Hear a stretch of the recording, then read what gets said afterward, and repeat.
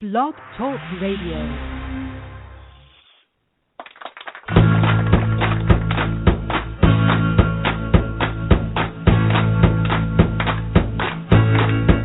I was a hard-drinking sinner with blood on my hands. I was a hard-drinking sinner, a gun in my hands, drinking 40 pounds for dinner till I met a big man. And the man said, how do we do? How do we do? How do we do? How do we do? How do we do? How do we do? Well, I feel like reborn.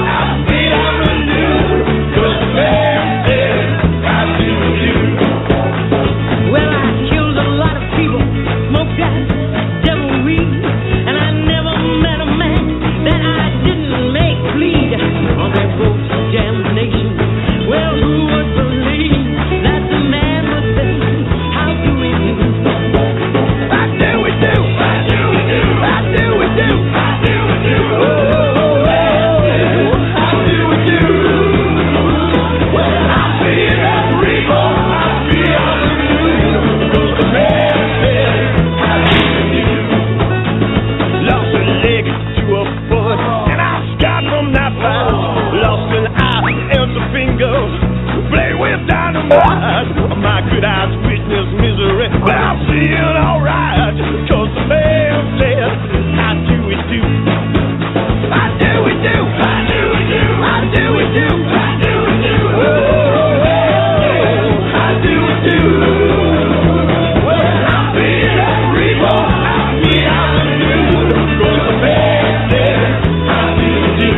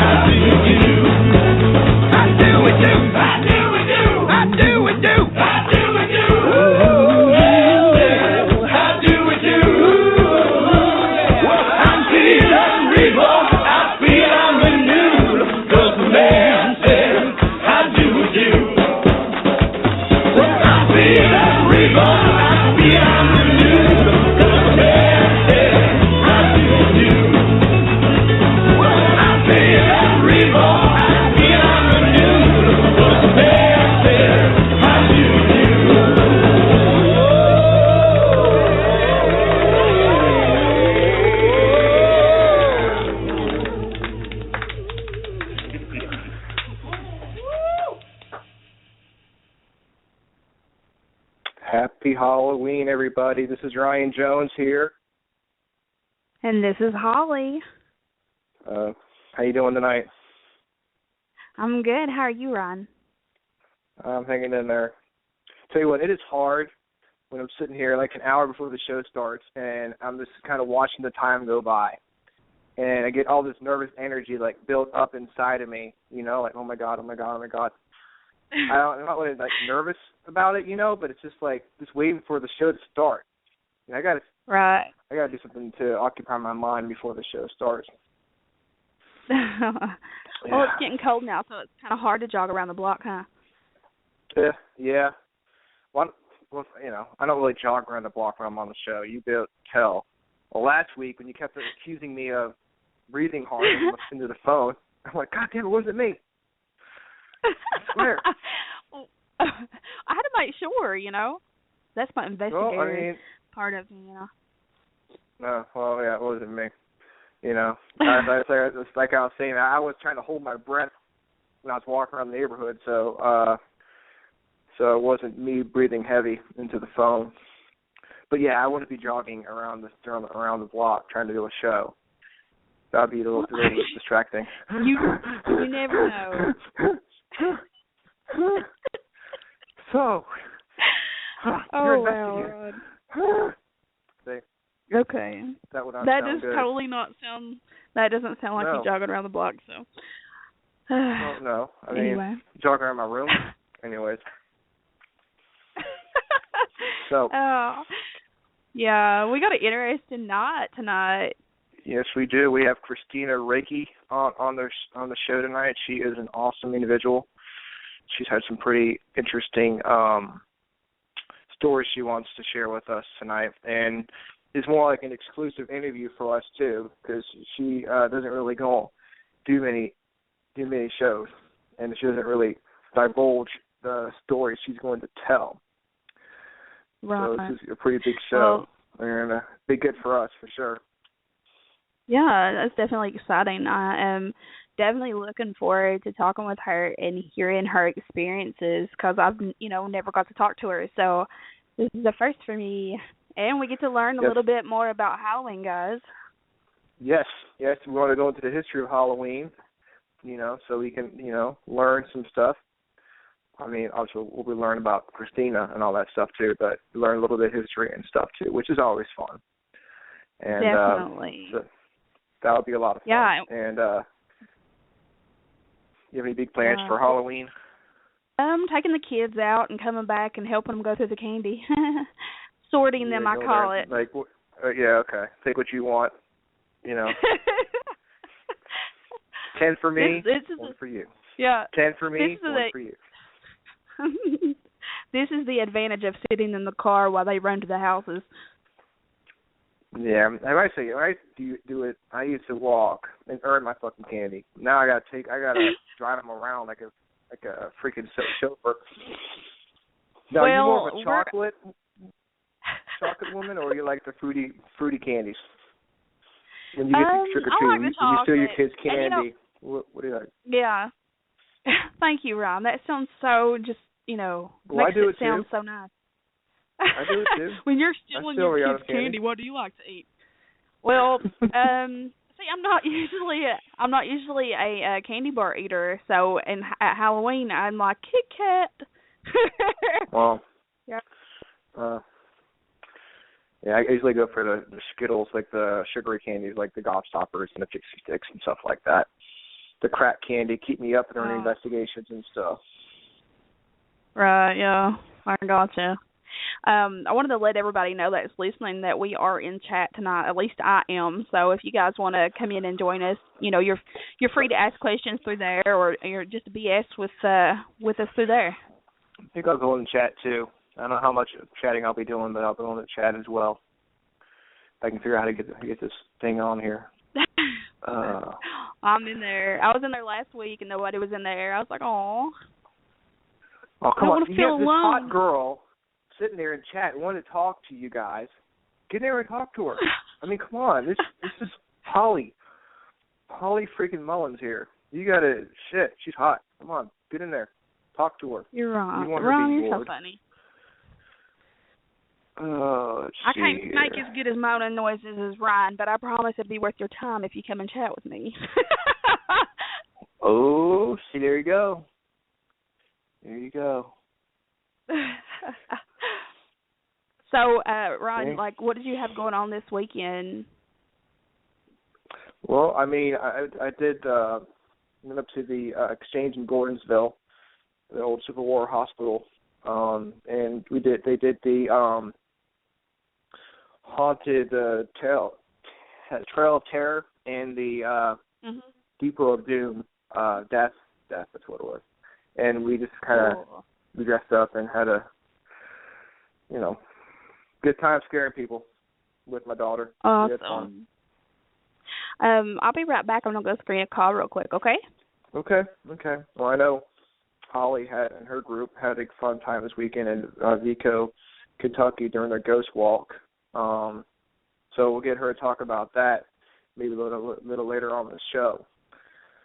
I think got to get ready for Halloween. I think I'm going to go tomorrow. I'm going to be getting a pumpkin with Rihanna.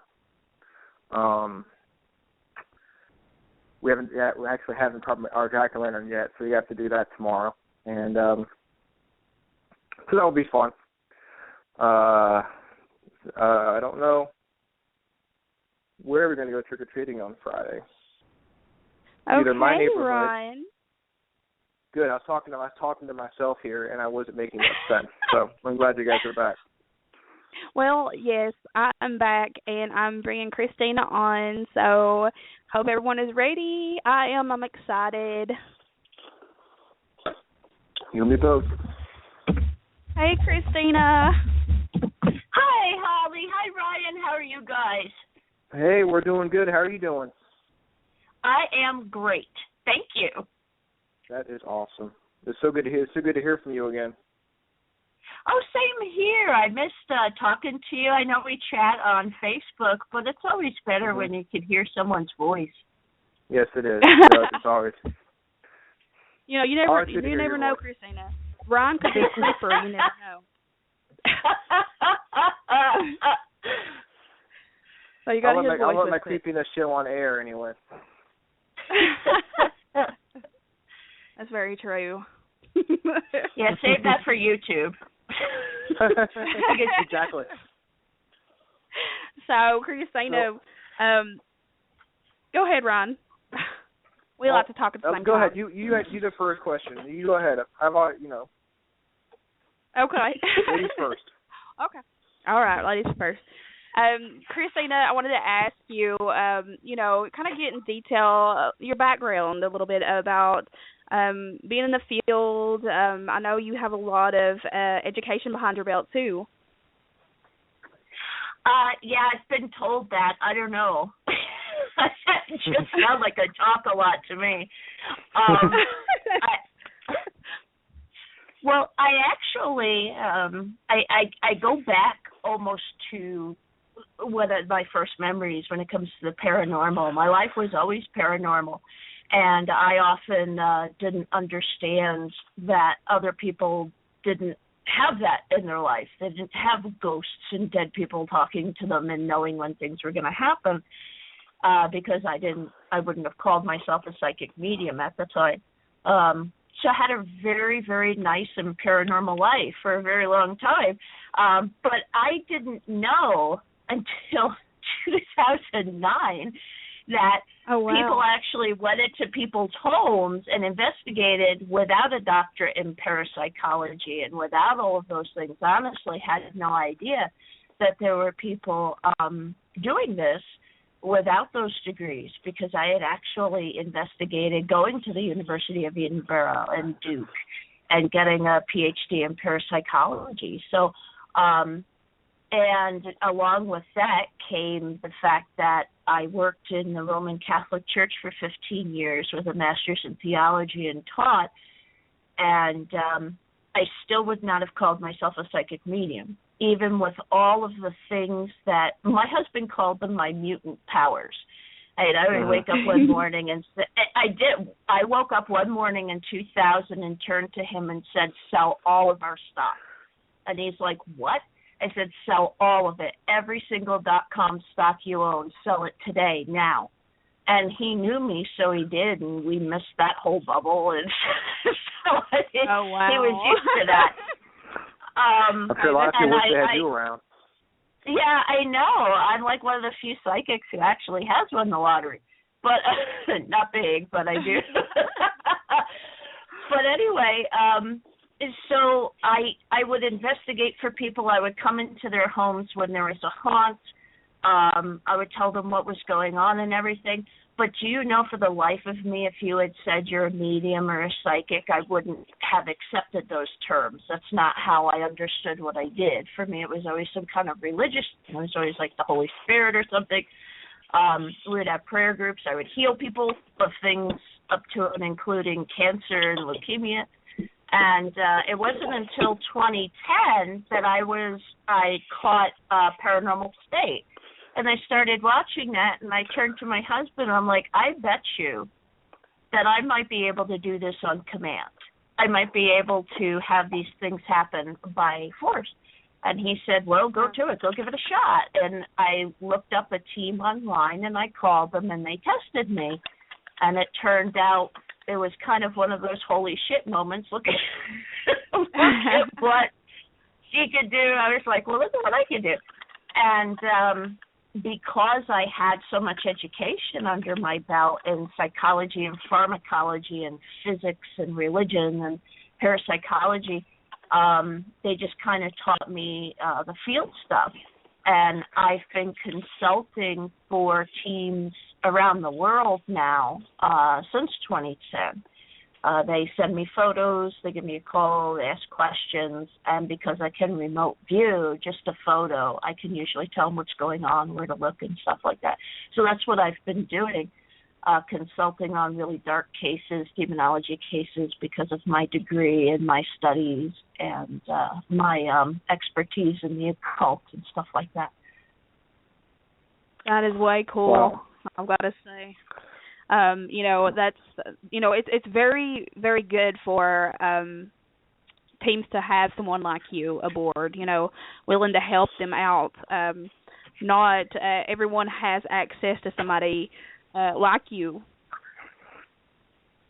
I love doing it, and in my other life, to make money, because I do, the priest thing. I'm about to be ordained a deacon in the old Catholic Church and all that, and the paranormal, that costs money to do.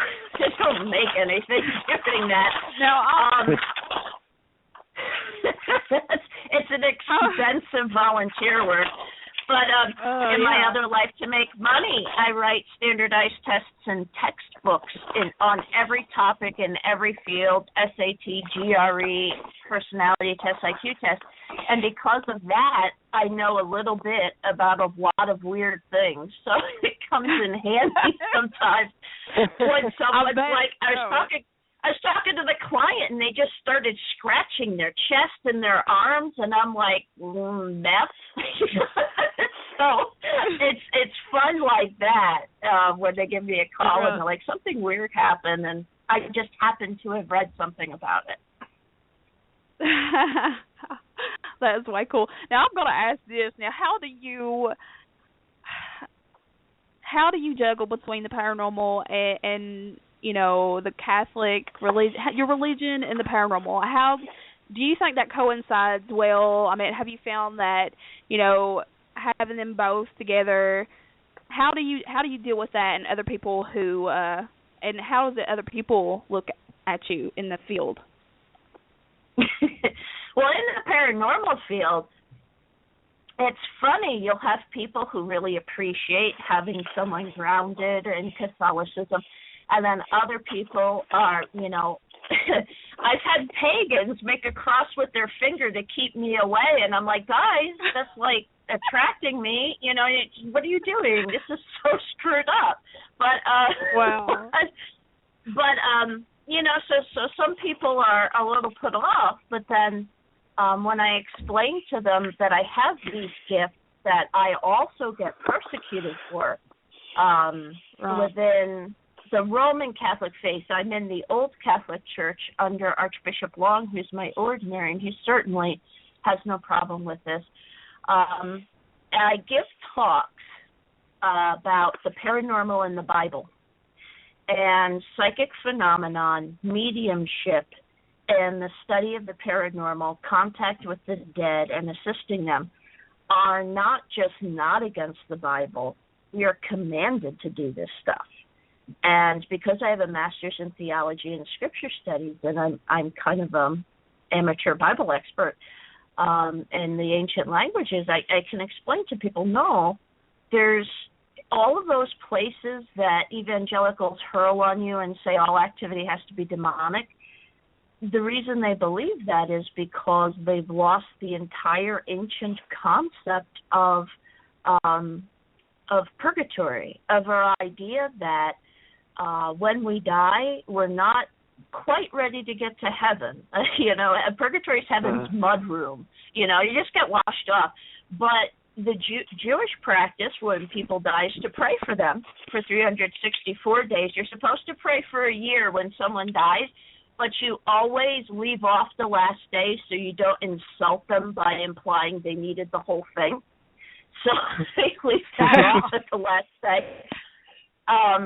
But in Catholicism, we understand that the soul lives forever, and we can maintain that relationship with them. There's nothing wrong with having contact with people who have passed and gone to where we're heading towards. And so the Catholic faith tends to be a little more accepting of people who have gifts like mine, because we believe that as the body of Christ, he doesn't get hacked up when one of us dies. We continue our relationship with the dead. We honor them. We love them. And we pray for them. And they pray for us. We're still in communication. So this faith, unlike the evangelical faith, which would say all activity is demonic, this faith is much more accepting. And the reason I never called myself a psychic medium was because I always understood my gifts to be, the Holy Spirit telling me what to do. So it's in perfect union. But I have been told I'm serving the devil. I'm a woman seeking ordination. I just did a huge research project and show about why, yes, we can get ordained. But, I'm doing all these things wrong. And all of these Roman Catholics are very grumpy with me. But then the other half of them are like, go, girl, when are you founding a church out here? My God, I've got to get out of here. Be patient. It's coming. But it does mesh in my mind, and when I explain it, other people understand it. But at first, the reaction from some paranormal investigators is, oh, wonderful, a church person, you can help. Others are like, assume that I'm a bigot and against them. And then there are people in the Roman Catholic tradition who turn to me and look, and one of them said, you're serving Satan. And I was like, he doesn't taste very well. I actually wrote that back to her. I don't serve Satan. He doesn't taste good no matter what you put on him. There's no point in talking to people like that. Yeah, I had to do something. So that's how I feel it. Yeah. So well, the truth about it.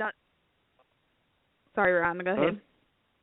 I was going to ask, when did you know that you had the gift? You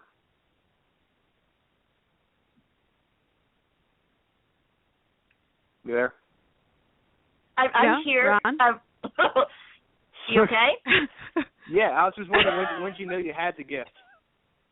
Okay, I'm sorry you left off with this lilt, and I thought there was more coming. I'm sorry. I was like, is there more? What happened? Okay, when did I know? This is really hard to describe because it's like asking a fish, when did you know you were in water? I couldn't tell you. I can tell you that it was in 2010 that I, named it, but when I was young, it was just there. We moved in 1979. We moved to the Jersey Shore. And we moved into a house that turned out to be haunted. So right in the front yard, we had this cluster of an oak that actually grew like 8 of them out of one trunk. And so I was in this little area of trees there, and I was looking upward as if someone really tall were standing there. And I had walked home from first grade. And my mom saw me. I was talking to someone animatedly, pointing over here, pointing over there, laughing. But because I was standing next to the tree, she thought, oh, my dear God, there's some pedophile talking to my daughter in my front yard. So she ran out, and there was no one there. And she said, who are you talking to? And I said, Bill. And I said, he was right here. I don't know where he went. And I had many encounters with this guy, and I thought he was wearing a trench coat. People in the house saw him. My aunt refused to babysit us after one night when he kept walking down the hall on her and her friends. And when we left, and got a copy of the deed in the assessor's file of the ownership of the house, it turned out that the people who sold it to us bought it at an estate sale because the previous owner died in the bathroom, which is where we always used to see him walk back and forth. He died, and his name was William. So that was kind of neat. Yeah. Oh, yeah. Well, how did your parents deal with it? I mean, did they know, or did they just know? Oh, yeah. They knew because it was, that was just me. I would just turn around and say something, and blood would run down their spine because they knew I was always right when I did that. Yeah, they were just like, oh, God. But the thing is, they were very accepting of it. Not just accepting, but just, it was as if, I had a lisp. And I talked like that. It was like nothing. And it wasn't until I would tell other kids things that I realized this is a no-no topic. Yeah, you don't talk about this to other people, about hearing voices and seeing things. Don't do that, Kristina. And so that's how I learned not to do it, because otherwise it was so accepted in my house I didn't think anything of it. Right. Well, that's always great, and that's something I always, dealing with families, always with the parents who are, accepting and encourage their kids or, stick with them through it. It means a lot to a person, and not everybody has that.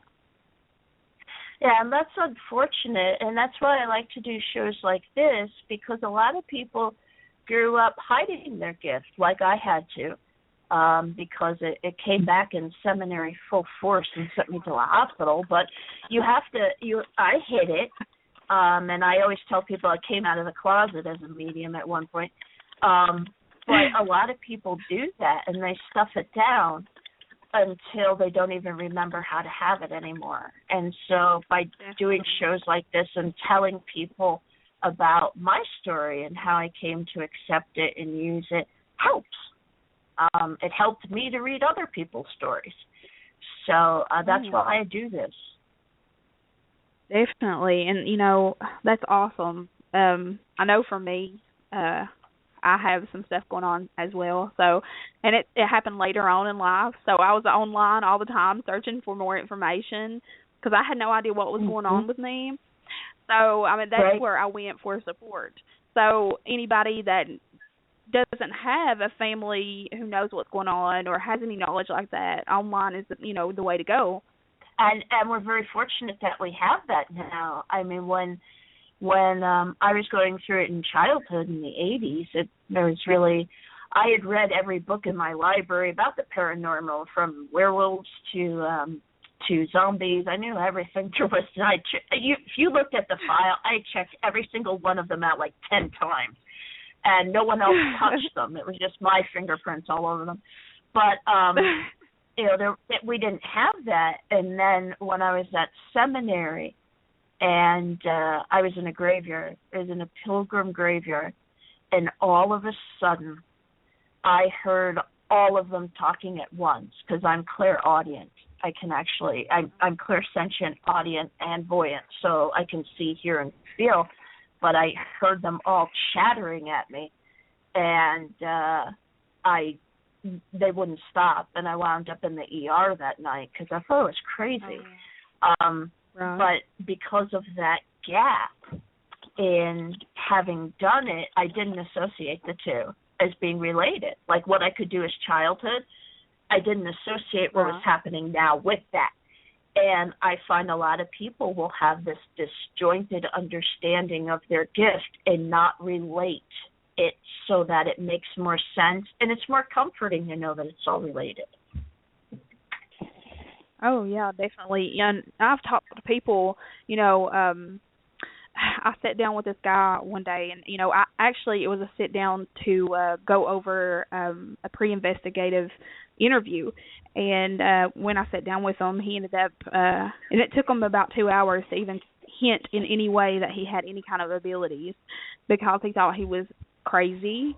And as soon as I told him he wasn't crazy and that it was okay, and then, you know, I was telling some of my own stories, it was like something clicked with him then, and I mean, he just ran off. I mean, from then on, he was accepted it, and, you know, he's still in the closet with his family and stuff, but as far as himself, you know, he knows he's not crazy, so, and it you know, it's interesting just to see somebody grow like that, just in, you know, a snap of a finger, because it just happened in, like, days. Right. And that's all it needs. You just need to know that it's not just you, and that there's a name and a purpose, and once you know what it is, why it is, and what to do, that's it. You don't need anything else, and you can just accept it. That's what acceptance is. Why, what, and how. I agree. Definitely. Most definitely. Are you still with us, Ryan? I'm sitting here listening to you guys, so go ahead. This is fun. Did you have a question, Ryan? Well, no, I mean, I like listening to you guys. You guys are doing good. I think Ryan's having a beer on us. We'll just keep talking. Probably. He probably is. That would be Ryan. That's too funny. So, well, Kristina, I'm going to ask too. Do you have children of your own, right? Yes. Yes, I have two, 13 and 11. So, does any of them have any abilities as well? I'm not sure, because my daughter never says a word. I don't think she believes in any of this. I raised a liberal activist, and I believe she's atheist. So, and that's fine. But my son has a more spiritual outlook, but he does not believe in mediums. So, and he says to me, he's like, I know this is awkward because you do it and everything, but, and he's 11, he's like, I don't believe that you're talking to dead people. He said, I believe that you're reading minds. And I said, that's interesting, because scientists who study this say we have to find out if what's happening is telepathy, if I'm reading a client's mind, or am I actually talking to someone who's deceased. And there are certain ways to prove that it's someone who's deceased by my finding something or having some knowledge that the living person didn't have, but later can confirm. And that's happened. But yeah, I've seen him just suddenly perk up and mention something or someone that I was thinking about at that moment, that he didn't know their name, he didn't remember, he just brought them up from 5 years ago. So that's happened, but no, and they're not particularly interested in exploring if they do. Well, and that's fine. Exactly. Well, as mother, I've got 3 boys myself, and 2 of them actually do have abilities, and my middle one, he's 10, and he does not want to talk about it. And I'm over here like, if you want to talk to me, you can. But I think he's more frightened about it than anything, because he's been having it going on since he was a baby. I remember him having experiences and not putting it together at that moment. But, now I know, and what he sees is not so pretty. So, I don't think he deals with it very, very well. But now my youngest, he'll tell you. He's like me. He's like, oh, my God, I saw a ghost, and here's what it looks like, and here's his name. And, he's like so excited about it, and like a little ghost whisperer, and he's like, Mommy. I get so excited, when it comes to me. But I definitely had to ask because, having kids. Yeah, it's interesting that you brought that up. I was telling Ryan, I just have the weirdest stories from childhood, but I didn't talk much about it, and there was a reason that I forced it out of my life when I was like 16 and 17, because I was about 3. I had a friend. I found out later his name was Solomon, and he's my guardian angel, and I didn't know it at the time. He would come and talk to me, and we would talk about God, and we would talk about the nature of the universe, and we would talk about how people thought, what the purpose of life is, and all of that. And I'm like 3 and 4, and I'm out in the backyard talking to this person. And one night when I was in bed, he took me someplace and he showed me something. And maybe it was a dream. It probably was. But what I saw was this person in white with a sword, and dressed all in white, so bright that I couldn't even make out any features. They were in this clearing in the forest, and on the other side was this thing. There is a medieval term for evil, the color of evil, and it's pitch, and pitch was a type of tar because it's so black. But there's a color when you see a demon, when you see evil. The color of it and the texture of it is completely unlike anything else you've ever seen. It's not just the absence of light. It's actually consuming the light. It's like a black hole, that color. And that was standing on the other side with a sword, and they were fighting. And he asked me, do you know what's going on? And I'm like, no. And he said, they're fighting over you. And I said, who wins? And he says, that's your choice.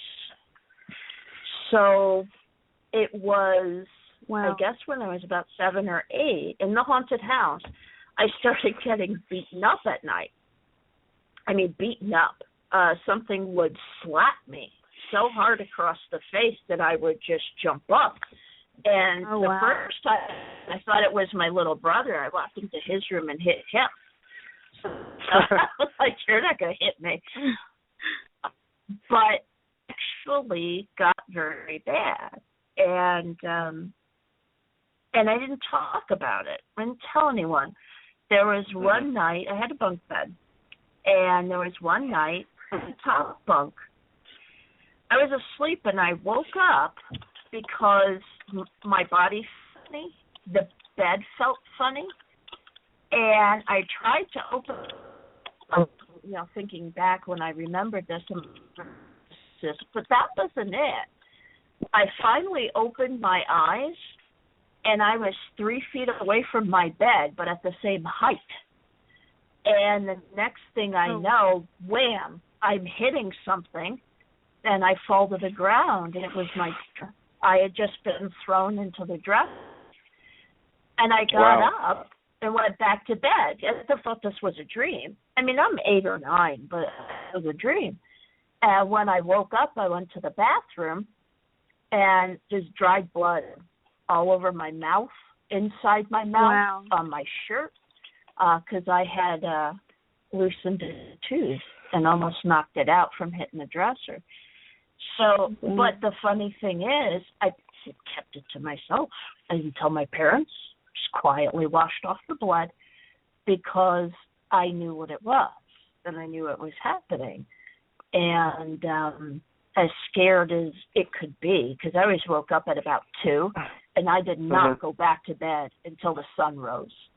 I would not sleep during that 2:30 to 4:30 time period. I had to be awake every night just to watch. My parents, oh my God, I almost killed them with heart attacks because I would sleep hiding. I would go to sleep in the closet and cover myself up, sleep under the bed. They found me in the bathtub once. For me, I'm like, well, maybe if I'm not where I usually am, they won't find me. Right. But it was later that I read about that happening to the saints and people who have a vocation to the priesthood, to religious life. That happens a lot because they don't like you. Which I guess is good. I mean, if we were bodies, I think I'd have a problem, but... Right. Jesus. So So that really, got you to back off from, venturing more into it, I guess. And, I'm sure it traumatized you. I know it would me. It did, and it didn't, only because I'm really good at forgetting stuff. Even when I don't try, it's a talent. Forgetting things is my greatest gift. I must be right there with you then. But I just didn't worry about it. You have to understand, as much as I had that psychic ability, I had this thing with God. I don't have spirit guides. He tells me. And I just always had that closer. Even though I never went to church, my parents weren't religious. At the time I was 11, I had written a 20-page theology book. A systematic theology book. So I was born for this. So he's like in fact, yeah, exactly. We did an on-air past life regression on me about 2 months ago, and at one point, Dr. Chuck Kennedy asked me to look down a hallway and see doors, and each door represents a life. And he said to me, "How many doors are there?" And I can't see the end of the hallway. There's just doors and doors and doors and doors. It was like looking at two mirrors facing each other. And we had to laugh because, probably about 90% of them, I was some nun somewhere, I don't know. It feels like sometimes. Yeah. Sometimes I feel like I could be one too. Well, that's another funny story. That's how I met my husband. When I was at seminary to be a Protestant minister, and before I went, I had a car accident that wrecked my back. And when I got to seminary, after the first year of study, the Army, the chaplain told me, "They'll never take you." And it has nothing to do with whether or not you could perform or anything. It's because of the health insurance. They won't cover someone with an extreme injury.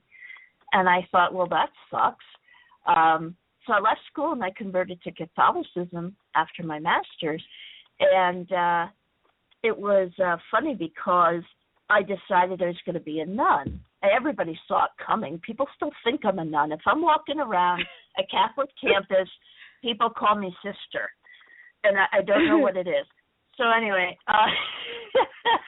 but that day that I filled out all the applications and I mailed them to the diocese and I was all set, I prayed and I said, "God, if I am making a mistake, stop me." And that night I met my husband online. And we went into a private room. We chatted for half an hour. I went to work the next day, and my friend said, "What did you do last night?" And I said, "I met the man I'm going to marry." That was it. We're married 4 months later. Oh, wow. So did you tell him that on the first date, too? Oh, he knows. Yeah, he knows. He thinks it's very cool that he stole me from God. So he's like, cock of the walk there. He's badly he stole me from God. Ooh, you gave him an ego, girl. You gave him an ego. Yeah, I know. Seriously. But that's been my whole life. That's why when people ask me about, the paranormal and religion, they're the same thing for me. Supernatural is supernatural. In fact, in studying the paranormal, I wasn't even that focused on ghosts. I would study ufology, I would study cryptozoology, all those other things as well. Because every time I turn around in my life, there's something supernatural that happens. It's gotten boring because it's irritating a lot of the times, but it's just expected. Wow. Absolutely. And the other thing that's always expected is when I'm about to do something very important that's going to affect someone else's life in a positive way, I get attacked. Every time. The first time I taught a class to people who were going to convert to Catholicism, I was meeting them in the basement. Mass ended. Now, these people, they just showed up from advertising. They never met me. They didn't know what was supposed to happen. They're just waiting in the room that the ads told them to. I get in the elevator, and the elevator gives and crashes into the basement with me in it. So I had to be extracted with the jaws of life. I climb out of the damn thing because I crashed 50 feet from the room I was meeting them in. I climbed out. I ran into the room, and I said, okay, I'm here now. And the firemen, like, they didn't know where I'd gone because they just got out and ran to the room and started teaching.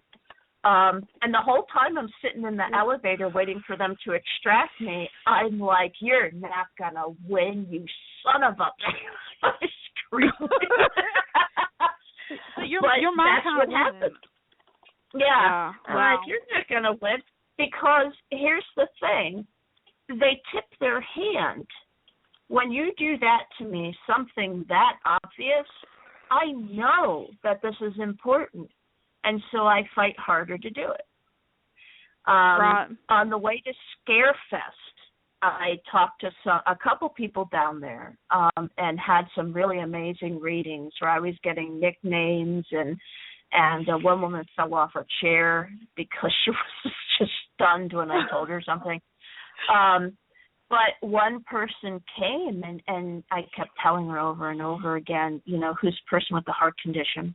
Why won't they go to the hospital? And she wouldn't respond, and I thought there was something wrong with her. And I kept coming up, heart, and she finally admitted that it was her, and she didn't have health insurance. And so I explained to her how to go to the ER and get everything she needed and what resources. And I didn't charge her. I sent her off. But I believe that saved her life. And on the way down to Scarefest at midnight, actually it was 1 a.m. by that point, as we're driving, there's a semi next to us, and his tire blew out and hit my car and almost drove us off the road. And so that it happened, but at the same time, the other side, God is always stepping in and stopping it from getting any worse than it does.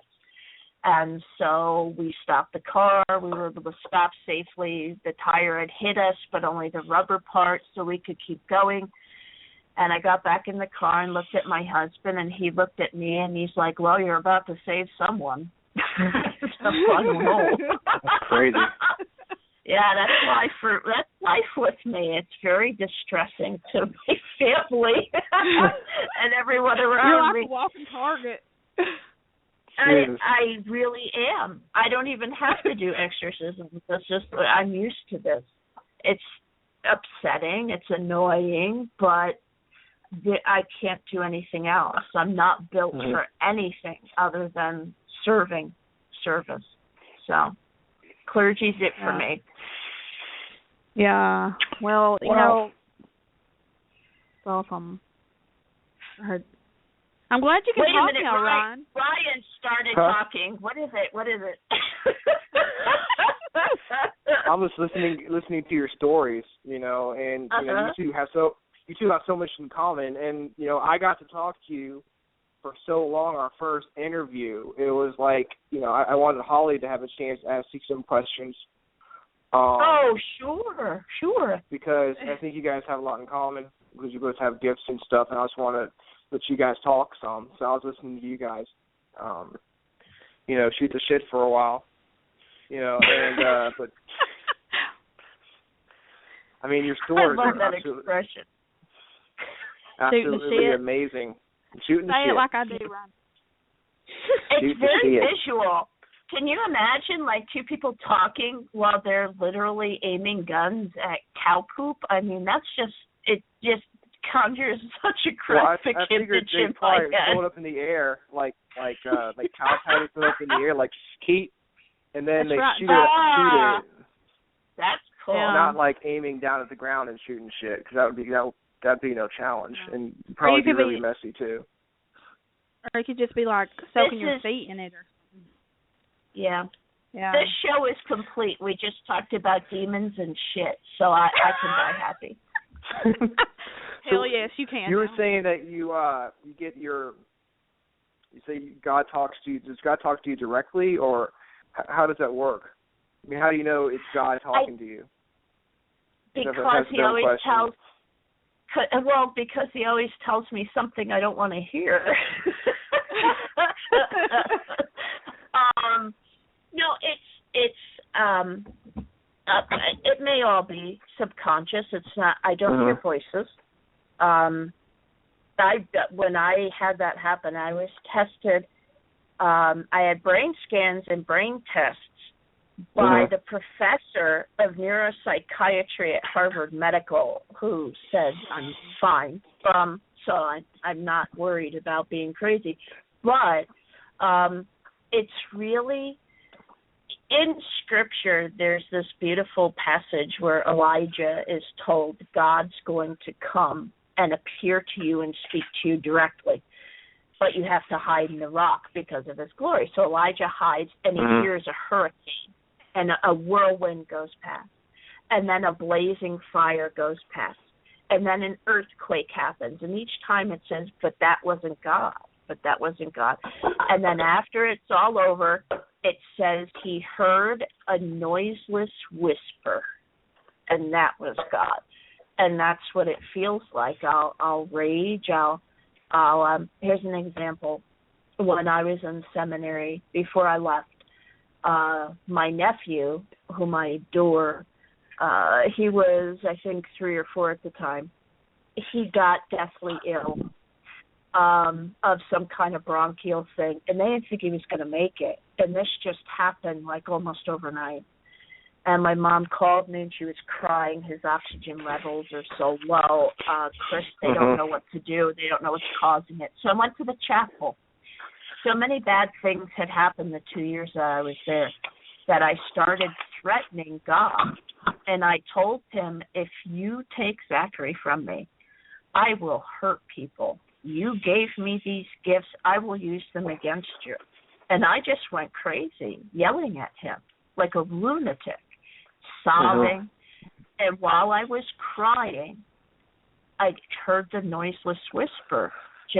It's so profound, so simple, and something that I would never have thought of. And it said, Kristina, I can't take anything away from you that's yours. And I sat bolt upright and realized that nothing's mine. If anything can be taken from me. They tried to kick me out of public school because of my IQ, a good, well-placed knock in the head, and that's gone. My health can go. My finances can go. I can lose everything. So what's left? Well, what's left is my soul. And it was after that I understood Job. I understood the nature of suffering. It was all about it's not mine. And if it's not mine, then I just have to be happy I have it. Well, I do. Yeah. Wow. And so that's very profound. That's how I know it's him. Yeah, that's how I know it's him. That's awesome. I think that's a good way to look at life in general. You know, I mean, it all can be taken away in a blink of an eye. Right. And that's exactly.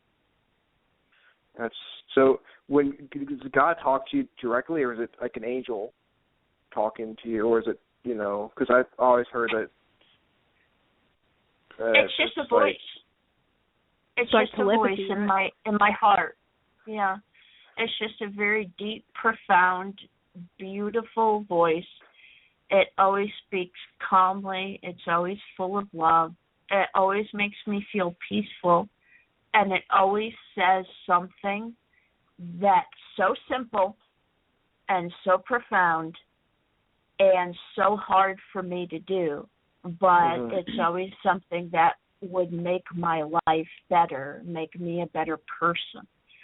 And so I do it. Do you think other people hear the voice but don't realize that that's what it is?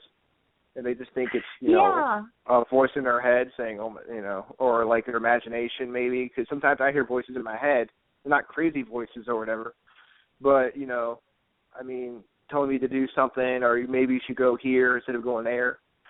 You know, is it maybe they think it's their conscience and not actually God talking to them? Yeah, and that's possible. It might not be God speaking to me. I don't know for sure. That's why you have to use your reason and as well as your heart and look at it and say, is what it's telling you good for you, even if it's But I guess hard. you won't know it until you actually do it, though. I mean... Right. Well... Yeah. There are certain things that when you hear them, you recognize them as truth. No matter what, you know they're true, and you can't deny them. It would be like facing yourself in the mirror, and if you can be honest with yourself, then you would admit that what was just said is true. So I think a lot of people could hear God. When you hear different voices saying things, you're talking to yourself because we're beings of language. All of our thoughts are in words. I mean, we all imagine conversations we'd love to have with people we know. We all imagine what we should have said. And these are things we do when we're daydreaming. There's so much noise in our head, and I actually did a sermon called The Voices in Our Head or God's Voice. How do you tell the difference? And I explained that the voices in our own head tell us things about ourselves that beat us down, that twist reality. When you call someone you're supposed to have a date, they call and say, I got to give you a call later, I can't come. Okay, I'll explain later, they hang up. That's the event. You know nothing. But then you start talking to yourself. Oh, yeah. And one voice starts to tell you that they don't like you. Another voice starts to tell you who the fuck are they. Another voice starts to tell you you shouldn't have done this in the first place. Those are not God.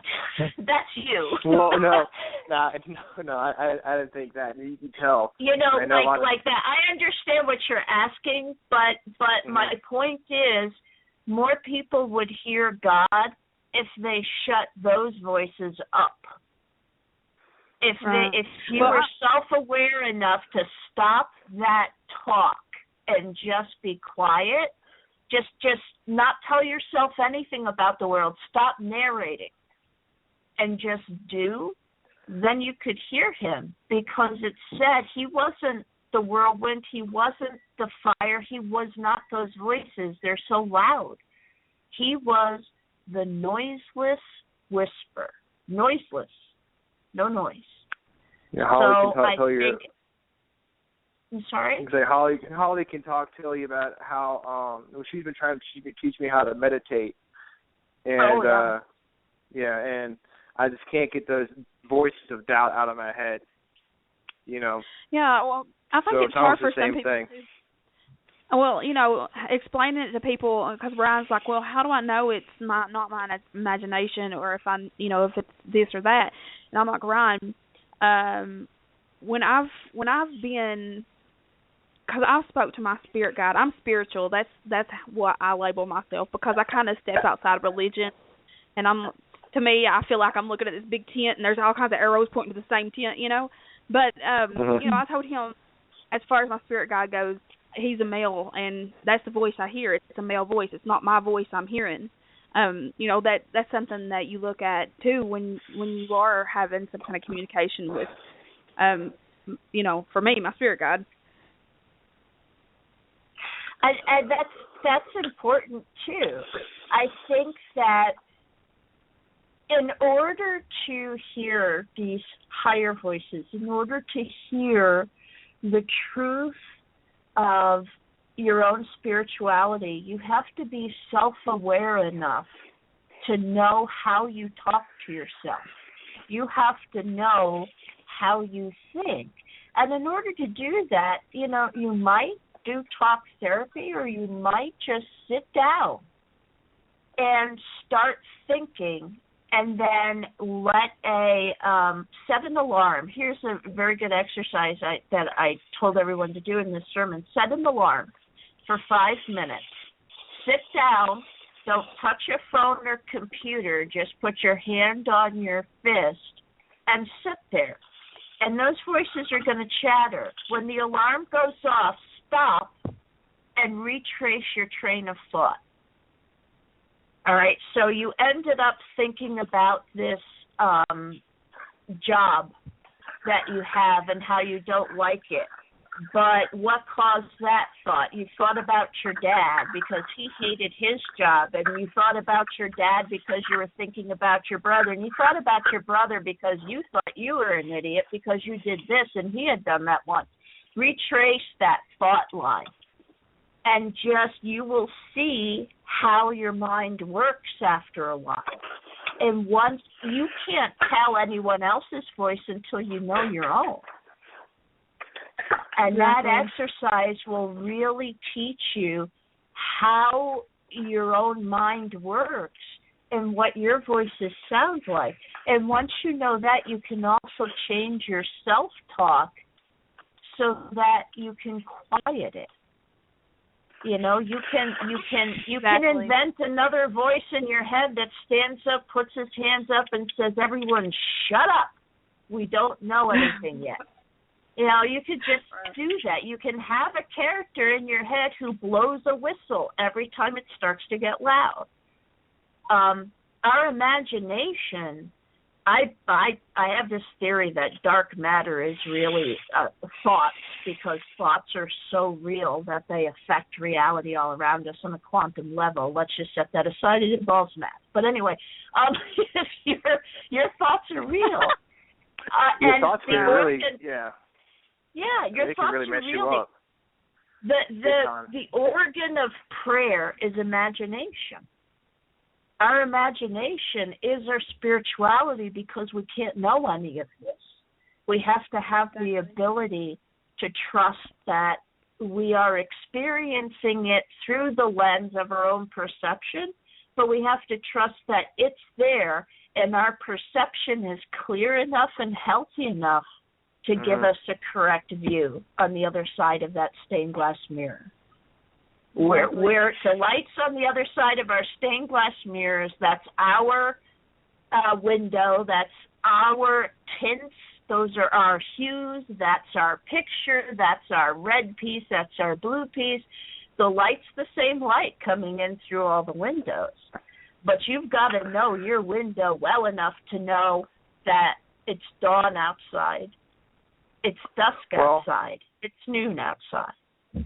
Well, it's at our halfway point here. So we're going to take a little break, and we'll be back after we play a song, and we'll get to hear a little bit of the history of the Halloween holiday and maybe get into some of Kristina's, more of Kristina's stories, if that's okay with you guys. Definitely. Are you asking us or the audience? Because it's okay with me. Okay, well, good. Well, I'll see. I've got a We'll see you on the flip side. side. With me.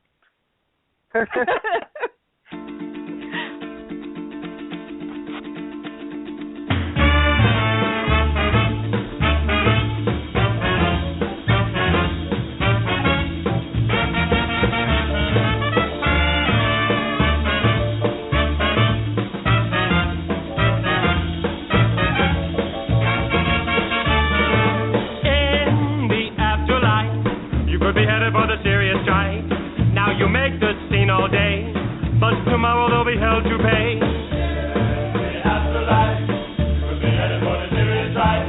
Now you make the scene all day, but tomorrow they'll be held to pay. People listen attentively, I mean about future calamity. I used to think the idea was obsolete until I heard the old man stamping his feet.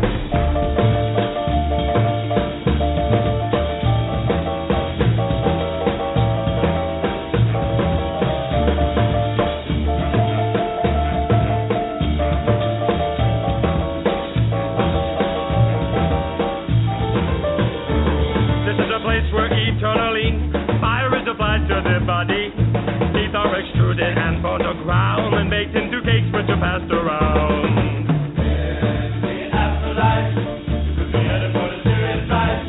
Now you make the scene all day, but tomorrow will be held to pay.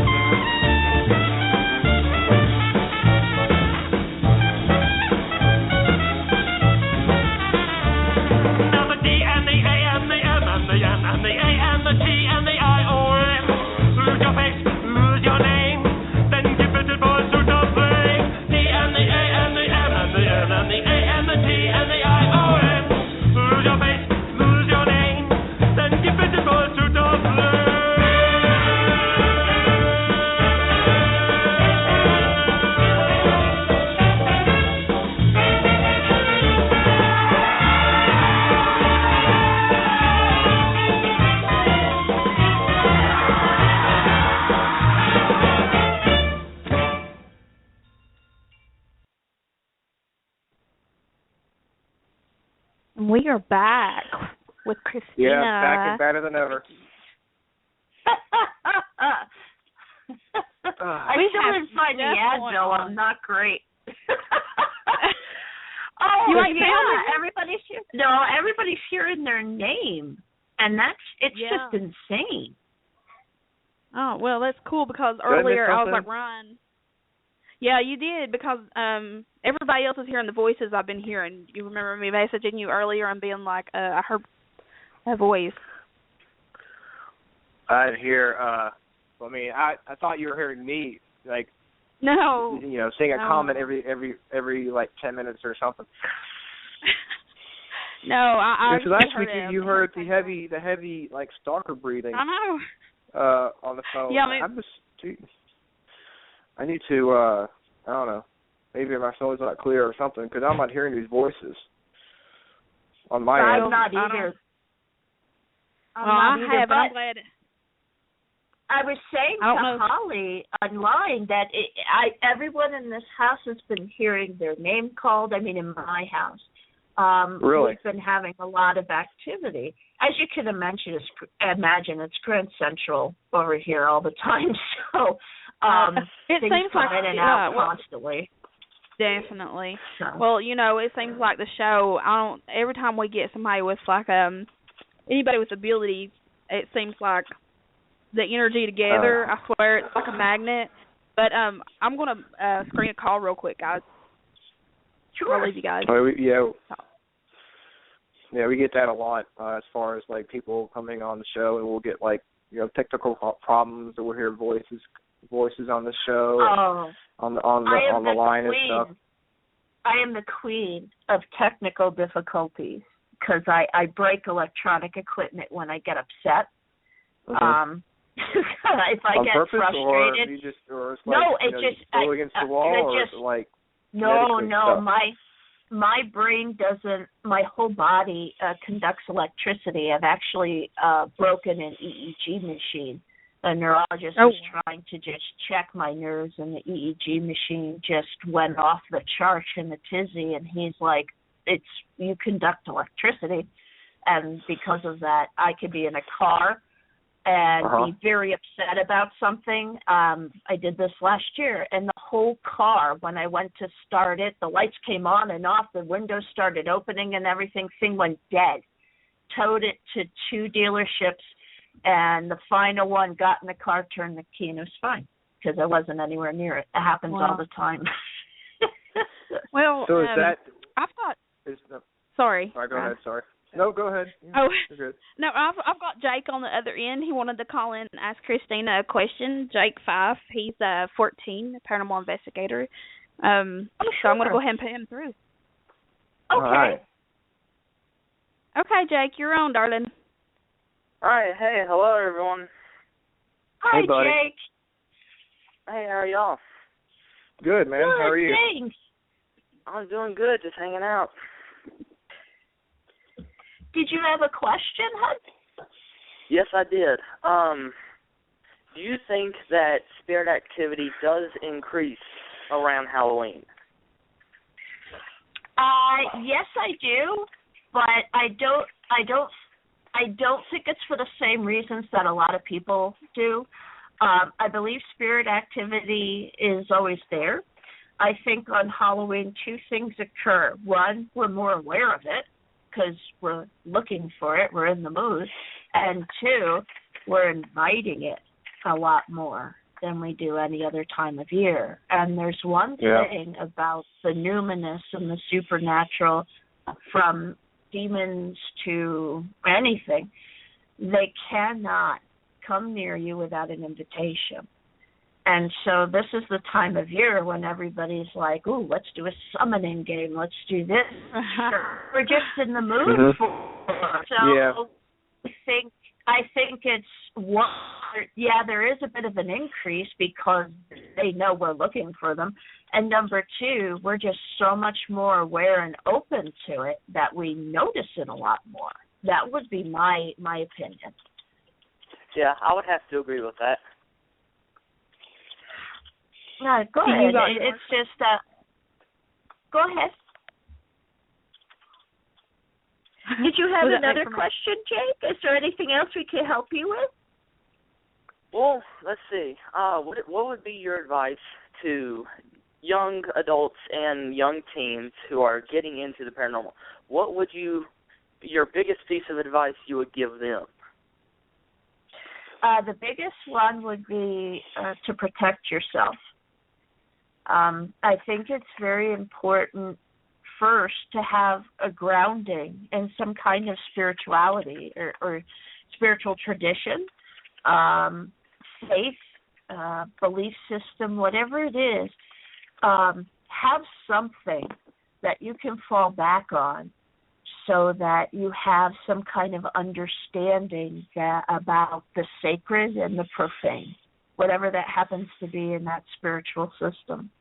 And then once you're grounded in your own beliefs and confident in those beliefs, you have to utilize whatever protection they offer. If it's prayer, holy water, and exorcist metals like I use, or if it's sage and turkey feathers and crow's feet, whatever it happens to be, make sure that you always protect yourself before going in, protect yourself during, and afterwards clean yourself off before you go home. One of the things I did, and it's so simple, is to drive over the bridge in town a couple of times because there's this old tradition that spiritual entities cannot cross running water because it reminds them of baptism. So that's one of the things I do. It's just my tradition. But all of these sacred practices, they have power because we believe them.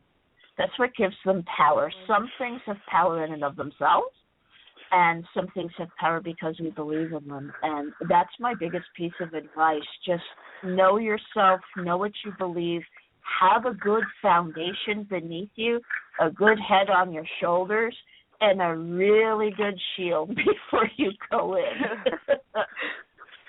So, do you think spirits have more power during this time of year because more people are believing in the spirits or are talking about ghosts and stuff now than they do, I don't know, in the middle of the summer? You think, to be honest, I don't think spirits have power in and of themselves. There are some that do. And I believe, that there are demons and negative entities out there that are sentient, and so they have their own power. But I don't think they're more powerful.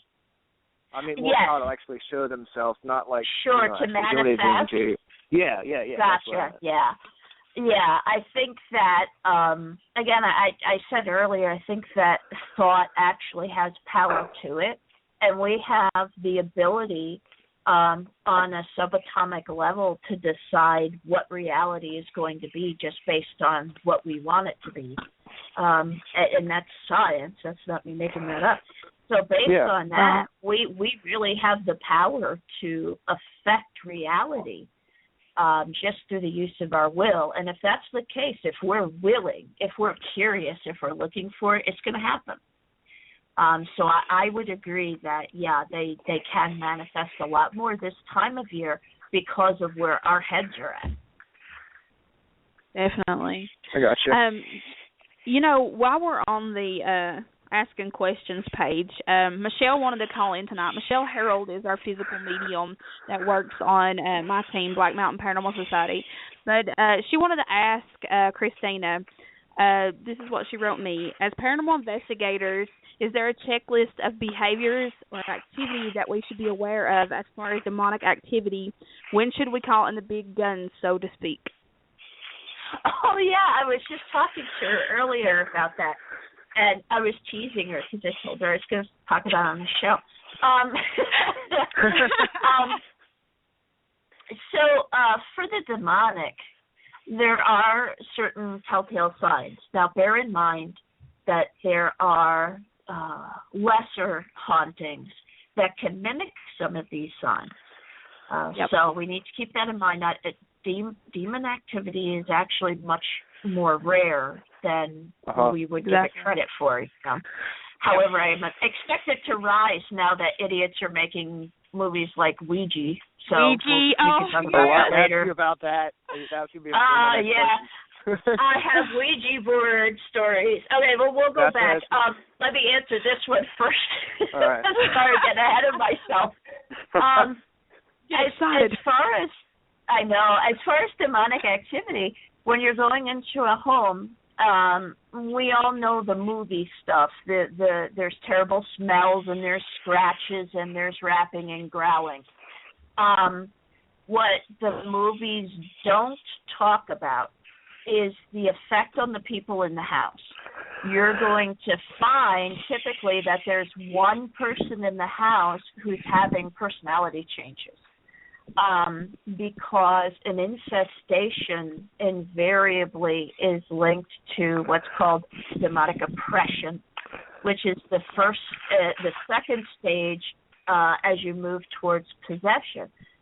Not everybody gets there. Possession is even rarer than infestations, which means the demon's in the house. So you'll have someone who's showing signs of severe depression. You're going to see isolation. The demon isolates the person that's after. So someone will report that all of a sudden their family's picking fights and not talking to them. Their friends aren't coming around. No one wants to be in the house with them. So you're going to notice that as well. And that's an immediate alarm bell that the person's being isolated. They're not saying, I don't want to talk to anyone. Everybody's suddenly abandoning them for no reason. And this is the activity of the demon, to isolate, to oppress, and to wear down the will. So those are things that should perk up your ears and concern you. And everybody asks, well, when do you call a priest? And my response is, as soon as you think it's a demon. You don't go in at all if there's a suspicion.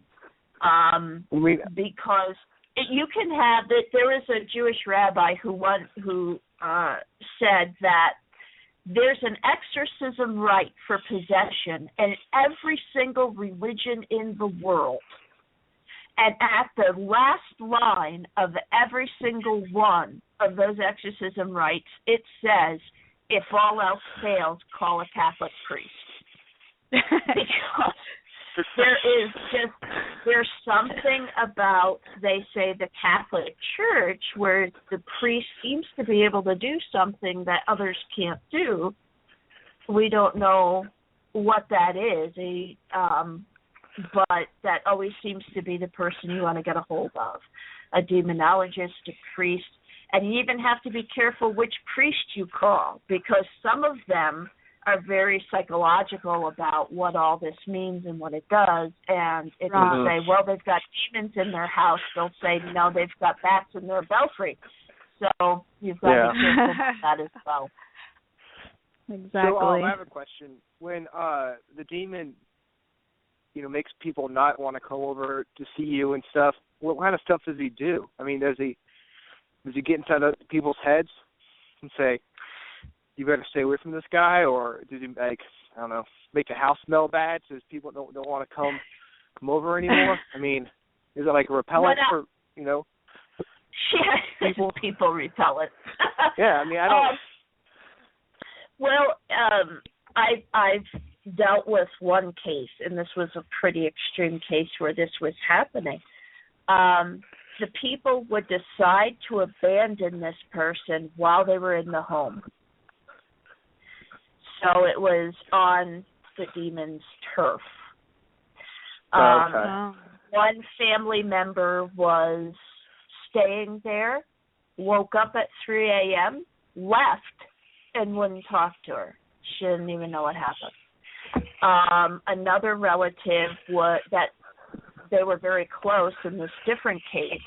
That relative all of a sudden started getting worked up about something that had happened 20 years ago that they didn't even care about 20 years ago. Screamed, got angrier and angrier, and left.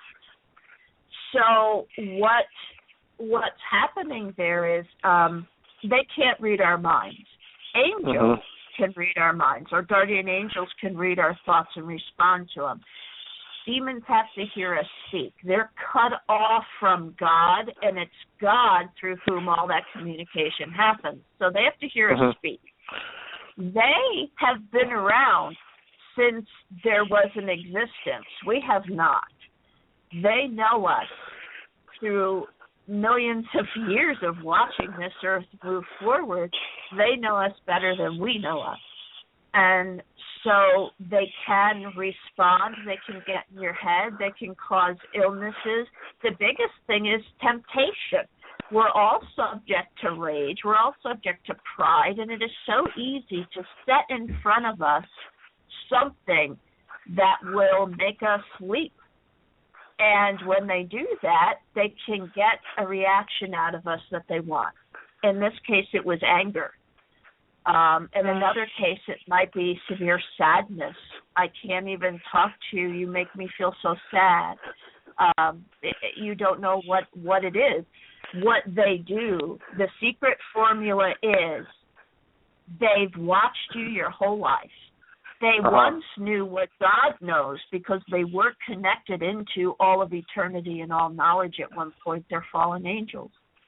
And because they know the future, they know the unfolding, and they know human beings, they watched you. And so the secret formula is whatever it is that you really, really, really love or hate. And that's what they'll go after. Right. So, I heard you talking earlier about the Ouija board, and, he's going to get into that one, so we have to talk about that one. that movie, well, first of all, I love those movies. I love scary movies, so I've admitted it. I just saw Annabelle and all that. I love that stuff. But the whole concept of the Ouija board, people have to understand. I mean, Milton Bradley sells this thing. It's at Toys R Us and Target. It's so easy to get hold of. I've got a Parker Brothers Ouija board in my closet when my sister got for her birthday, because she was 10 years old. I haven't used it. I'm just saying I have one. Yeah. Well, the thing about the Ouija board that you have to understand is nothing is evil in and of itself. Okay, objects are not moral. A knife is not bad. The bad person uses the knife to kill. Right? Just like the gun, don't kill people, people kill people type of thing, right? Like, yeah. If we're in the image of God, then we lend intentionality to every object that we use, which means that the gun has no intention of killing. We've made it so that it can kill, and we use it to kill, but otherwise it's just a piece of metal. It's not a moral object, right? Yeah. So when it comes to the Ouija board, it's not a moral object. But its purpose, just like the gun's purpose, is to kill. That's what it does when it's functioning. It shoots and harms, all right? I'm not talking about gun control. Don't get mad at me, guys, because, that's not where I'm going with it. You're just making a point. That's fine. It's just an easy metaphor. That's its function. Its function is to hurt. The Ouija board's function is to communicate with the dead. The problem with any summoning game like a Ouija board is this. You use the Ouija board. You are driving down to the south side of Chicago at 2 a.m, opening your door, and you're saying, anyone can come in my car and ride with me, but I really only want nice people, okay? That'll work, yeah. Right. Yeah. You don't know what's going to get in your car, and it's the same with the Ouija board. Your demons, evil, the devil, whatever you want to call it, evil cannot get to you. God is stronger than that and can crush it for you. But if you ask it to come in, it can. It has to have an invitation to come after you. All right. So because of that, people who say, hey, let's talk to my grandfather and put the planchette down and ask a question and move the thing around, even if they're faking, they've said, hey, someone get in my car. So someone does. You know, and it's not always grandpa. And because of that, the Ouija board can be extraordinarily dangerous. And it's got a reputation for that now, and people are becoming more aware that it's probably one of the dumbest things you could ever do. But I played with one, and we wound up bringing something into the house, and I almost drowned, and it was only 12 hours of my life. It was one of the most dramatic examples of, you idiot, shouldn't have done this. Yeah.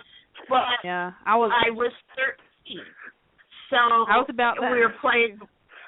Yeah, but because it's there, and we're curious, and we're kids, and no one's taught us, don't touch it, because no one's thought about it. And you can buy it in the toy section of Walmart, and they have pink, like pretty princess Ouija boards. You can't around here anymore.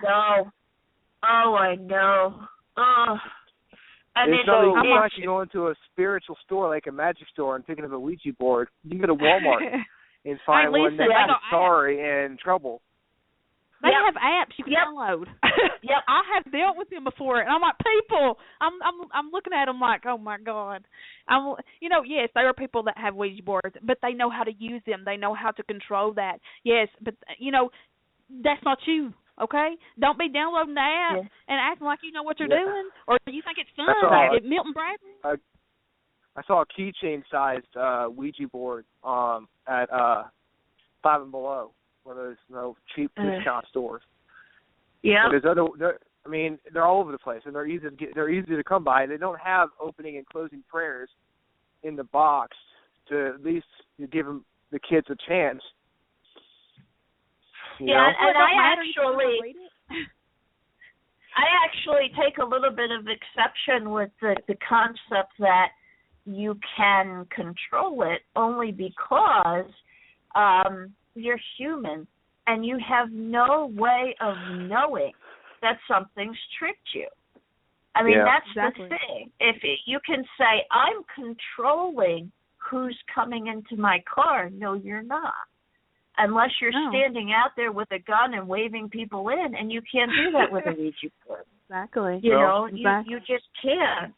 So I personally don't think you can open and close it safely, only because we're human and we can be tricked. And I get concerned that perhaps we become so proud, and we're like, I'm very knowledgeable about this. I can certainly trick something that existed for 20 million years and knows everything about everything. But I know the closing prayer, so it can't hurt me.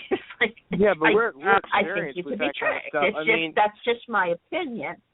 And there are people who would argue the hell with me over that because they think they're safety precautions. I know when I was a kid, I used to play the Ouija board a lot. My sister's Ouija board with my friends in the basement of my house, and we'd ask stupid questions like, who's the coolest guy here, or almost like we're asking the Magic 8-Ball a question. We didn't really take it seriously when we did it. So the kids aren't going to be saying a prayer before they Who start. reads the fine print of anything? No, he reads the instructions. Not that there are any real instructions on there anyway. Right. So I'm going to ask you, Kristina, how do you feel about, and this is coming from Michelle because she's talking to me through Facebook, so I'm channeling Michelle right now. No. She's asking how you feel about audio sessions and ghost box sessions.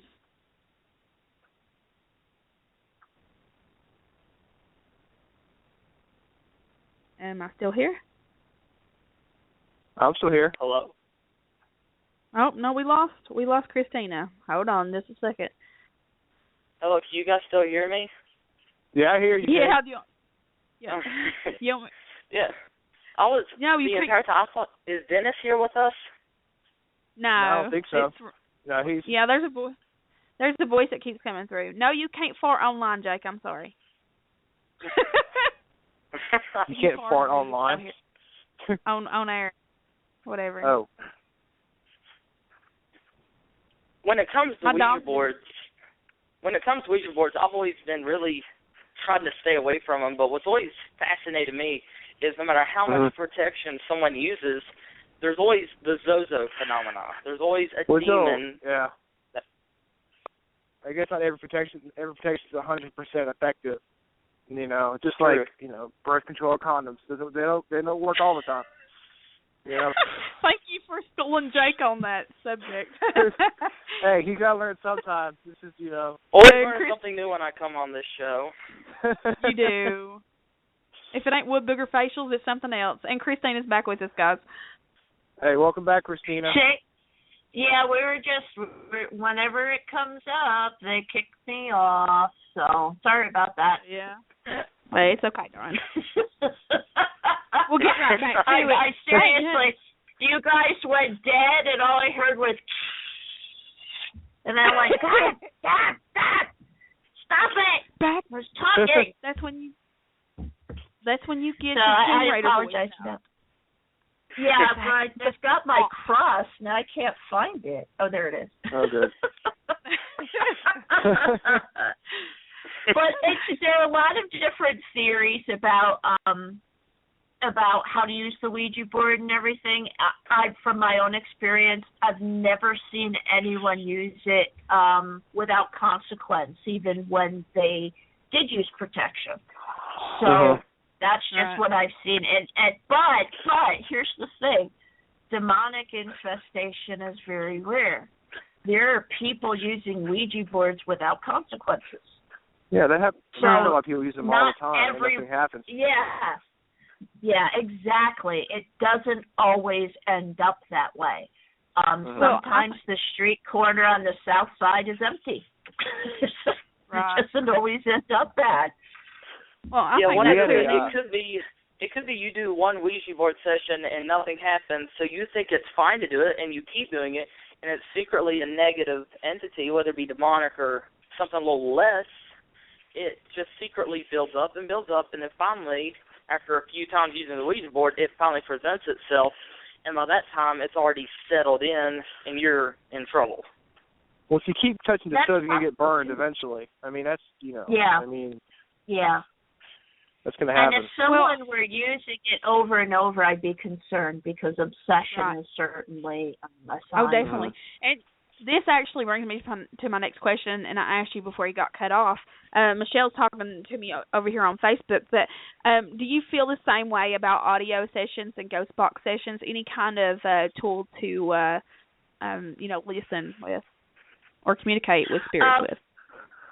Not necessarily, because the difference with the ghost box session is you're not asking it to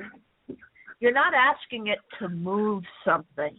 The thing with the planchette is you are asking it to come from one realm into another. You're asking it to come from the spiritual realm into the physical by moving something. So that's such an open door. You're ripping a hole in the veil. With a spirit box, you're not. The spirit, the way the algorithms work and everything, they're not turning dials. They're not manifesting energy in order to affect matter. So I don't think it is the same type of interaction as a Ouija board, because you're asking it, prove to me you're there. And the spirit box, you're just randomly bringing in frequencies, and I think it's really just a completely different thing. Okay. And what about audio sessions? With EVPs, I do believe you have to be careful with them, only because I've seen cases of obsession over them. At first, you're just trying to communicate, to establish a line of communication, and again, not affecting the physical world in the same way. However, when you start to develop a relationship with something. And so now you're asking it questions in order to maintain a relationship with whatever it is. Like, oh, yeah, Katie's in the house. And every now and then for some reason, all female spirits are named Kate and Sarah. Explain that to me. Anyway. That's weird. You're like. They changed their name to Kate and Sarah. Yeah, exactly. When you're doing that and you're asking, and you're like, oh, she said this, I'm going to ask her again. It can be dangerous. However, I still don't think it's the same thing because it's not moving something. That is such a different type of invitation. You're saying, come into my world, and then the other one you're saying, let me know you're there. It's a different thing. A lot of people say the Ouija. Go ahead. I say, what would you tell somebody who does an EVP session in their house and they get like a voice from like, I don't know, a dead relative coming through, and they want to keep talking to them? How do you get them to stop? That's really tough because it's the same thing as a medium. When you're suffering from grief, you want to maintain a relationship through whatever conduit you can. And I've had to cut people off from my own work and said no, because this is to help alleviate your grief. It's not to continue a relationship with the deceased because you can't. That's unhealthy. Well, it's you like you lose them twice. Continue. It's like, why put yourself through that? If they're gone, let them be gone. But some people can't help themselves. Right. The grief is too strong. I mean, what do you do when it's a mother who's lost a kid and you say, no, you can't do this? It's something very, very delicate. When it comes to the EVP session, it's a little bit different than talking to a medium because it's more immediate. Yeah. And the thing about the demonic is that it has a reputation for mimicking deceased relatives because it knows that it can get in that way. Deceased relatives and children.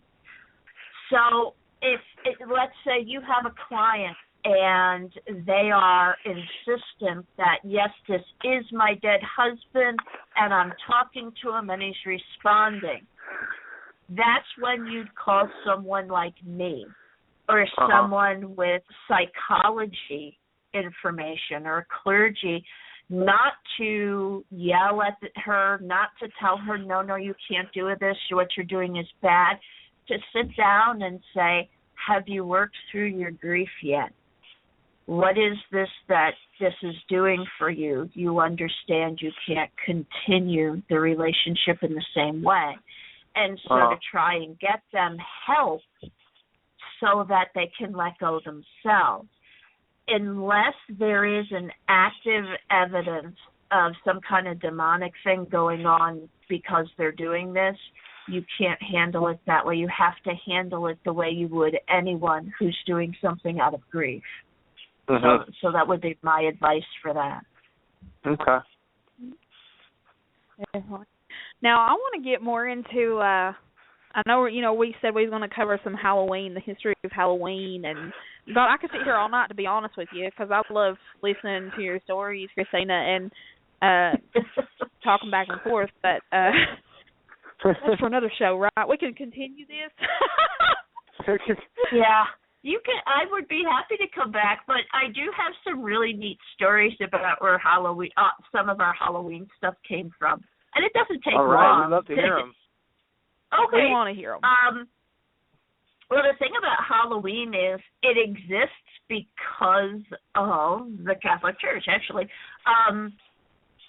because Halloween is short for All Hallows Eve, which is the day before All Saints Day. That's what hallowed means, holy. So it's before All Saints Day. That's why it's October 31st. And the thing about Halloween that's really neat is when the Christian church proselytized and evangelized Ireland, it allowed everybody to keep their customs. It just kind of overlaid Christianity on top of them. So October 31st became, for the former pagan religion, it was the feast of Samhain, which is Samhain or Samhain, which is, it's spelled Samhain, so people still say it like that, but it's Samhain. Who was the god of the harvest, and symbolized by corn and gourds and things like that. And so they were celebrating him with bonfires and all of that neat stuff. But the belief was that at the end of the harvest, which fall symbolizes dying and death, that between the end of the harvest on the 31st and All Saints' Day, the veil between the living and the dead was so thin that the dead could come back. And this is funny. In Irish tradition, when someone died, you never took them out the front door. You took them out the back door. And you didn't take them straight to the church. You went all around the hillside, because the point was to confuse them so they couldn't find their way home. You didn't want them coming back. I guess they lost the direction when they died, huh?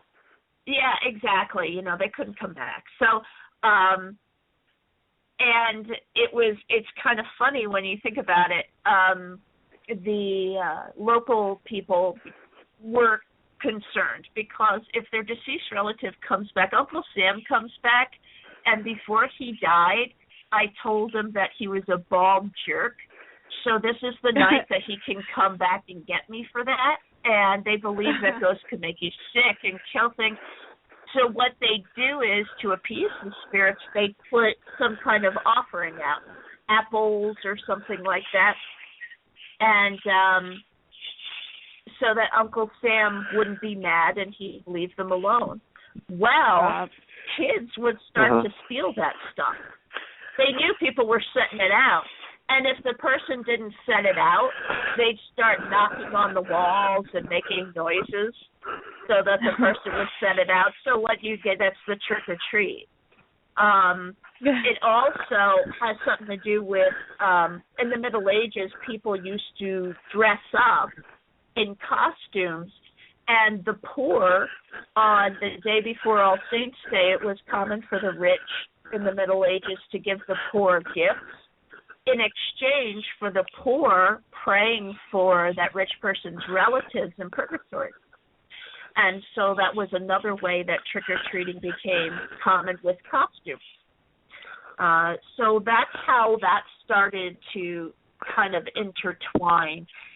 It was called souling, S-O-U-L-I-N-G. You would just walk around at Hallowmas, which was the day before November 1st, and you would get food in exchange for praying. I have a really funny story about jack-o'-lanterns. This cracked me up.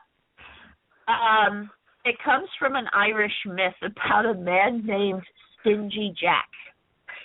According to the story, Stingy Jack invited the devil to have a drink with him. And, you know, true to his name, he refused to pay for the devil's drink. So what he said to the devil was, pretend to be a coin, and I'll pay for both of our drinks that way.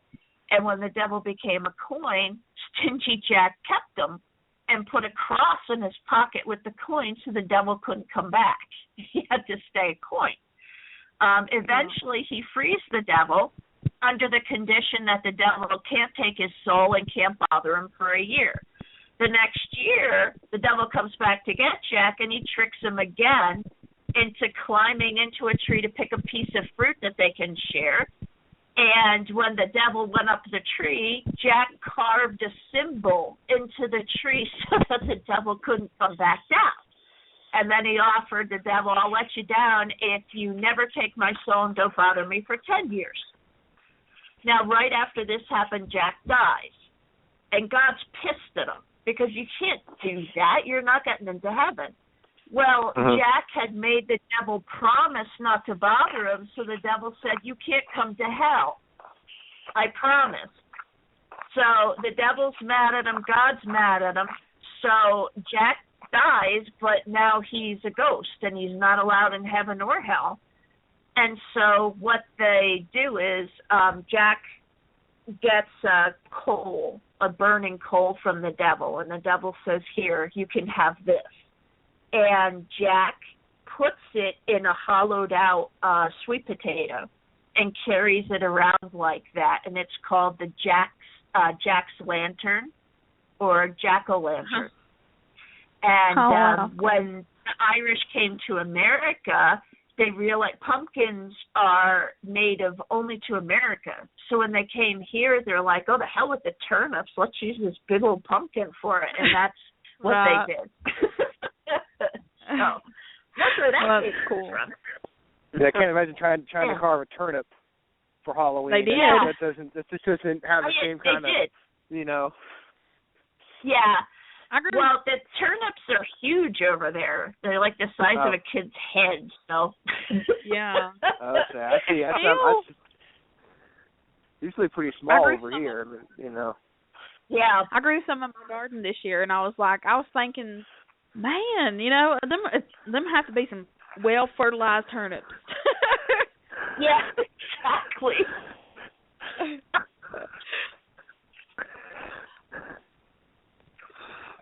So I want to, you know, since we got more, we covered Halloween, okay? So now we get to get into the more juicier stuff. We did our history lesson. Now we get back to what we're. What was that, Ron?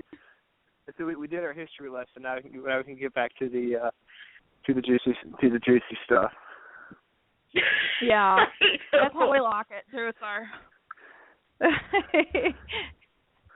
So, Kristina, like, just, you know, I really want to hear like a story. Maybe not a case that you've been to or worked, but, you know, personal experience wise. You know, as far as demonic activity goes, because, you know, as a paranormal investigator in the field, you don't know how many cases we come across, and I'm sure you do too. Everybody thinks they're dealing with something demonic, and I have to look at them and say, you know, I'm from, like, I know Ryan's from over in Richmond. I'm from the ass end of Virginia, where it just keeps getting worse as far as being in the Bible Belt. But it's you know, it I have to explain to every client we have that, you know, it's very rare that we're going to come across, you know, activity like that. But now I definitely want to hear another story. Okay.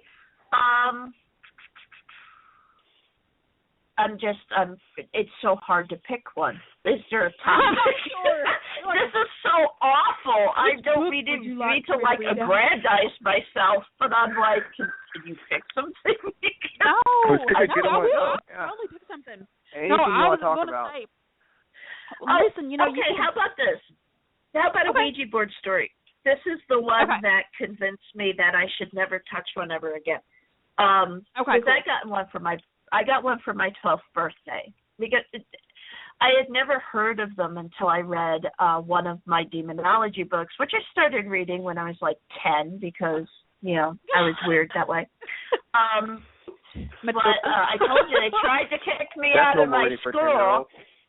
Yeah, well, that was me. It's just weird.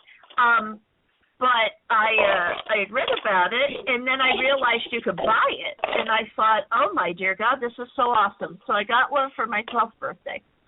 And a friend of mine who was a little off, she wasn't a little off. Every time she started laughing maniacally over something, she would pee herself. So it was a very strange girl, and she was my best friend because I have no friends. So really bad at making them. Yeah, well, I have weird, strange people in my life too. I always try to kind of. We even each other out, Ron. Yeah, exactly. But I went over her house and I brought the board with me because she wanted to mess with it, and I I messed with it myself and nothing had really happened. So we went over to her house. We're sleeping over, and she lives in a split level. So when you come in the front entrance, you're on the top floor, and then you go downstairs and you're in a half level. But if you go out the back, I lived on the Jersey Shore. She was on the bay. So she had a dock like we had in a boat out there that she could go in through the willows and the bay and the swamp and everything. So we were in her downstairs where she had a living room, a bedroom, and a kitchen down there. And we were messing with the Ouija board, and we were watching scary movies, and we were doing all manner of things. While we were using the Ouija board, some guy came through. Because we were asking questions like, am I going to marry Matthew? Am I going to marry this one? Because we were 12. Typical question you'd ask when you're that young. Yeah. We're not asking the secrets of the universe. We just want to kiss some guy, you know. So very important questions. Those are like, you know, life-changing questions. They were, because I didn't marry Matthew. So it was very important to know that at the time. So we were asking this thing, all these questions, and we kept accusing each other. You're pushing the planchette. No, you're pushing the planchette. This is ridiculous. As we're doing it, all of a sudden the planchette starts moving more quickly, and I noticed twice that it moves out from under her hands because it's moving so quickly. And I realized, I know I'm not moving it. So something else was moving it. And a couple of times while she was holding it, it came out from under my hands. So it was moving extremely quickly, and it said it was a dead guy named Frank. And we started asking Frank questions. When did you die? How did you die? All of these questions. While this was going on, my friend had the brilliant idea to say, prove that you're here, because he said he was in the room with us. And I didn't want to play anymore. But she's like, prove you're in the room with us. And something hit the sliding glass door. And I jumped, I kicked that thing up, and I was like, your brother's in on this, you shoot at that, and she screamed when it happened. I did not do that. So, again, it was like a movie. We walk over, we open the door. All right, guys, if something knocks on your door, don't open it unless you know it's human, because it's an invitation. So we open the door. Nothing's there. We close the door. We lock the door. We decide, I decided, because I had a brain in my head. I'm like, I'm not playing that anymore. I want to go to bed. So I go into the bedroom, and I fell asleep, and the next thing I hear is her talking. And I get up, and I thought her mother was there. So I just kind of listened for a second. I roll over, and then I heard a very deep voice talking back. And it was not her father. And I sit bolt upright because that's all who was there. It was her little brother, her mother, her father, and me. So I kind of like look through the door, and she's in this kitchen area. And when you look through my door to hers, I could see her standing in the doorway. The light source was to her left, and I could not see the light source, so it's coming towards her onto the door. And she's standing there talking, and a shadow moved across her shadow. So there was something standing to the left of the doorway that I couldn't see, and it was exceedingly tall. Or it was right next to the light source. I wasn't thinking this and to explain, because I was 12 and I was thinking, who the fuck is she talking to at 3 in the morning? Right. So I go through the door, and I called Rachel, and she didn't hear me. She's still talking, and I noticed that as she's speaking, she's kind of swaying, like she's half asleep. And I'm like, she never mentioned she sleepwalking. I'm like, Rachel. And she jumps and she turns around and looks at me, and then she looks back in the kitchen, and she was like totally confused. So I said, who's there? And then she smiled and she goes, Frank. And I'm like, stop messing with me. You're such a jerk. And I go into the kitchen. There's no one there. There was no one. Right. She was blocking the doorway. We were in the basement. There was no other way to get out. And in that little space, there was no one. And this is it for me. I want to call my parents. Oh, yeah. I'm and then you're going down. I need to have this house. Yeah. So I turn around on my heels. I go into the living room, and then something hits the door again. And I'm jumping and screaming, and she's not. She's laughing. Now, I told you, she went right in the head. So now she's laughing. And I'm convinced it's a prank, and I am so angry at her, and she won't let me go upstairs to use the phone. She's blocking the stairs, and I slam myself in my room, and now I'm, like, terrified, but I'm, like, 12. I have no way to get home from here. I'm thinking about walking, and then I hear her scream. And I, like, terrified, I run out, and everything that was near the bar area is on the floor. Wow. I didn't hear it fall. And I'm like, we have to go get your parents. And she grabs me, and she's like, we've got to get rid of this thing. And I'm like, I'm going to get your parents. And she's like, no, they told me not to use it. We've got to get rid of this thing. And I'm like, I agree. I'm going to get your parents. She would not let me go up the stairs. And I'm, like, completely freaked out. And as I'm remembering this, I am actually getting scared now because it was, like, so traumatic. So Dawn's coming on us because of the interval before she screamed. Dawn's coming on us. So I suggest, all right, let's throw it in the bay. All right, if you want to get rid of this thing, we'll throw it in the bay. All right, I don't want it. You don't want it. So we go out, and we have it in a trash bag, and we're going to throw it off of her dock. Hey, I don't mean to interrupt you, Kristina, but we're about out of time, but you can stay online because I'm on here because I want to hear the end, but we wanted to tell you that we loved having you on. Thank you for calling in. And Jake and Michelle for your question.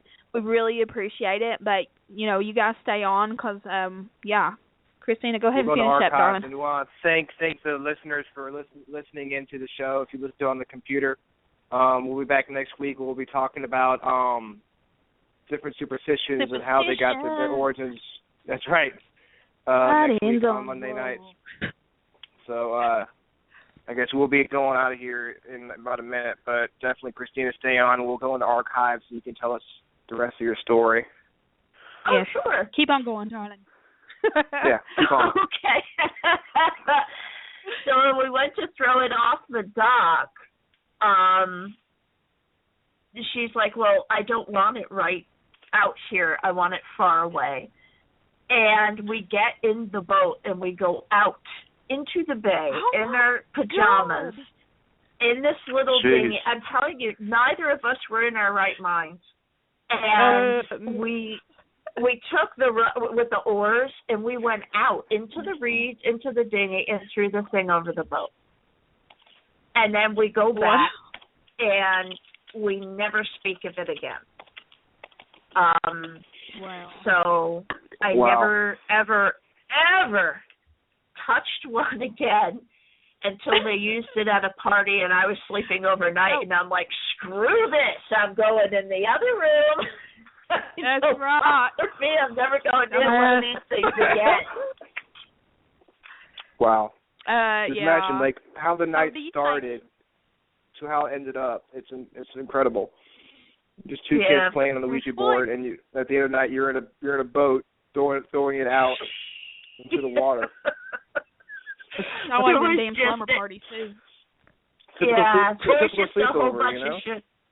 I was trying to go quickly, but it was just this, like, things just unfolding and arguments and hours, and we really by the time we got in that boat, I really think something had a hold on both of us, because we were 12 already, but yeah. I was usually pretty rational and calm, and even I wasn't thinking straight. I just needed to get rid of that thing. And once we did, we both felt normal again.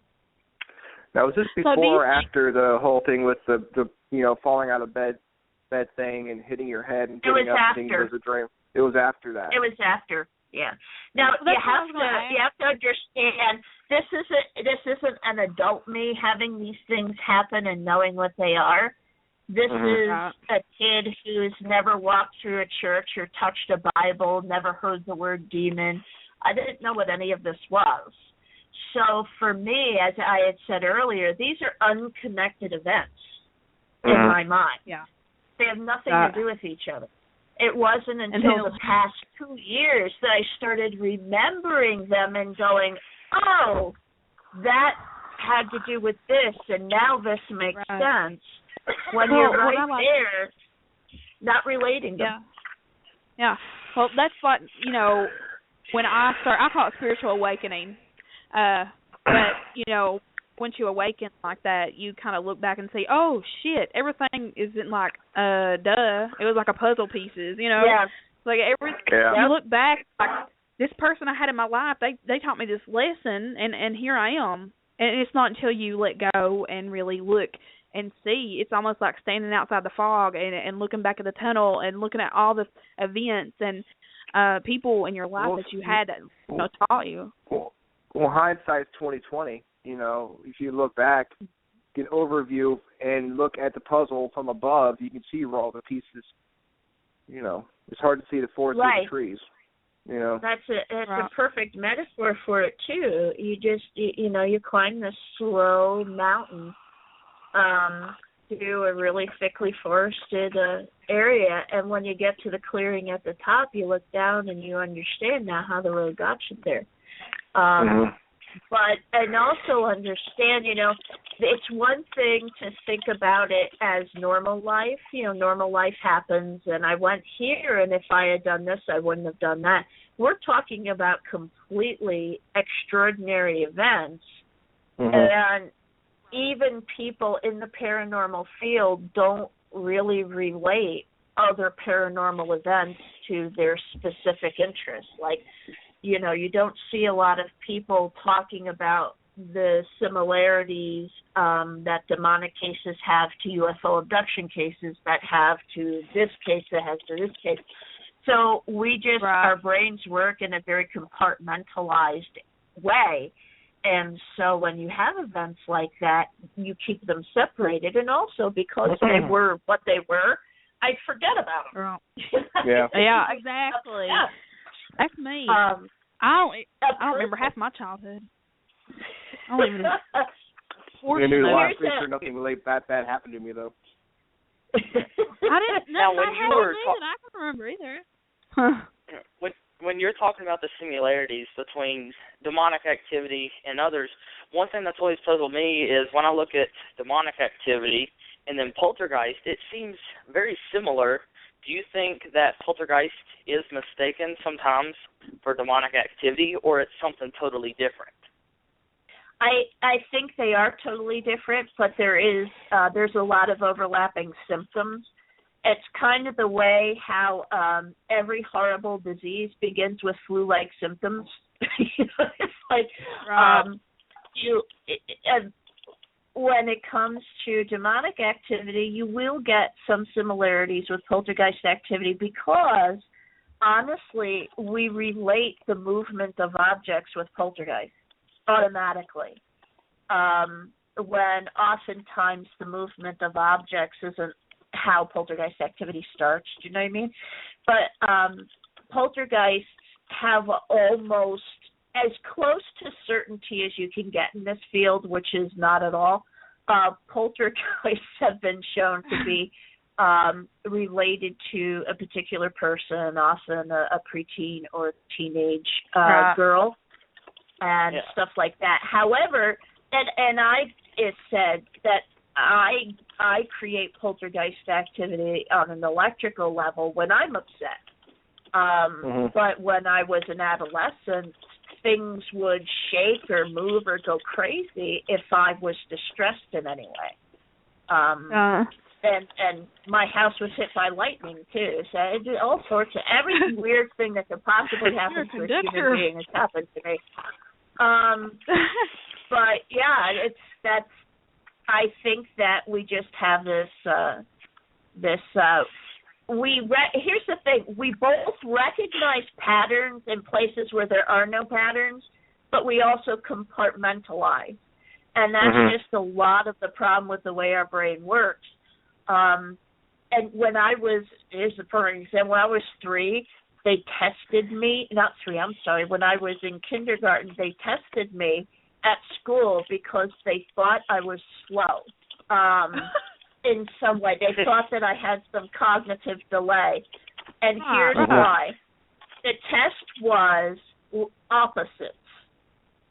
And I didn't watch Sesame Street. I thought it was stupid. I watched The Hulk and Insurgent and all that. So I didn't know opposites. So they said to me, what's the opposite of the floor? And I stared at her and I said, what do you mean? And she said, well, think about the thing that's farthest from the floor. And I said, well, I don't know what's the farthest away from the floor. The world's round. And she just kind of stared at me, and she said, well, all right, here's how it works. The opposite of the floor is the ceiling. And I said, why? And she said, because it's the farthest thing away from the floor. And I said, my house is way farther away from this floor than that ceiling. And she just was so damn frustrated with me by the end of it. And I was crying. So I'm like, I don't know what you want from me. Right. So they dragged me off and they tested me. And the day after the test, my mother got a phone call from the superintendent of schools. And he said, you need to pull her from public school. And my mom's like, what the hell are you talking about? What could she possibly have done? This, like, socially awkward, really sweet, quiet thing with bleach blonde hair. What did she do? And he's like, she didn't do anything. The public schools can't handle someone with her IQ. And my mom's like, well, I can't afford private school. And he said, well, then let us bump her up a couple grades. And she's like, what's a couple grades? And she's like, she should be in first grade next year. And he said, we want to put her in third or fourth. And my mother said, no, she's sick. Wow. She's not emotionally capable of that. So, you know, here's one event. And I went through public school, and it was just the horrible. But so here's one event. And then when I'm 22, I'm in seminary. I'm at that pilgrim graveyard, and all those voices come in.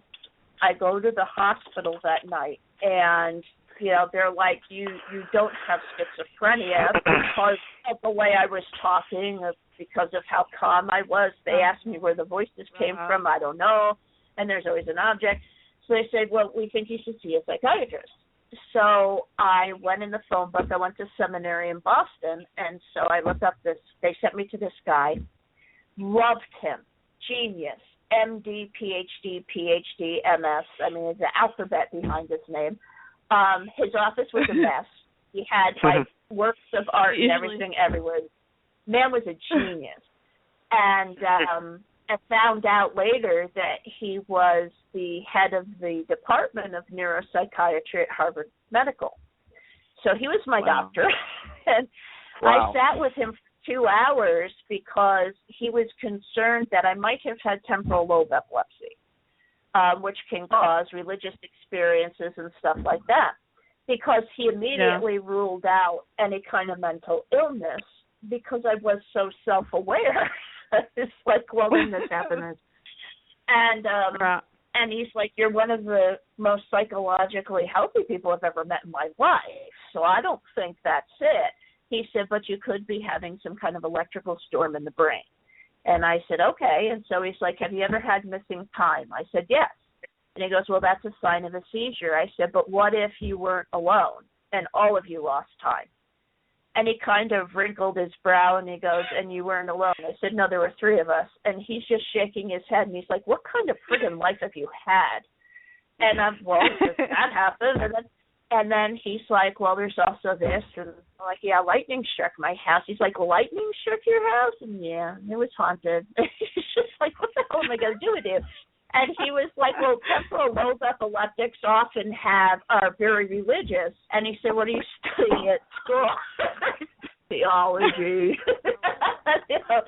So he said, I don't think you have it, but we did a CAT scan, and they found that I had an extra blood vessel in the area near the temporal lobe in one side. So I have an asymmetry in the brain. You're not supposed to have that.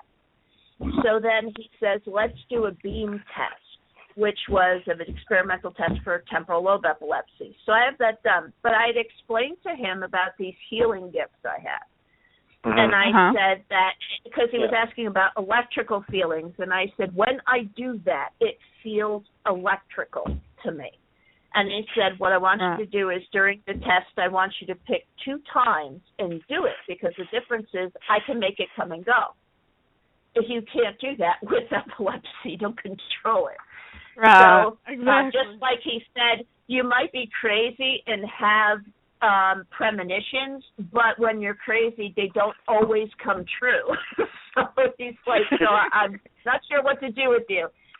So we did the test, and I came in, and he said, did you do that thing? And I said, yes. And he said, how many times? I said, twice. And he said, well, we found 2 moments of synchronicity.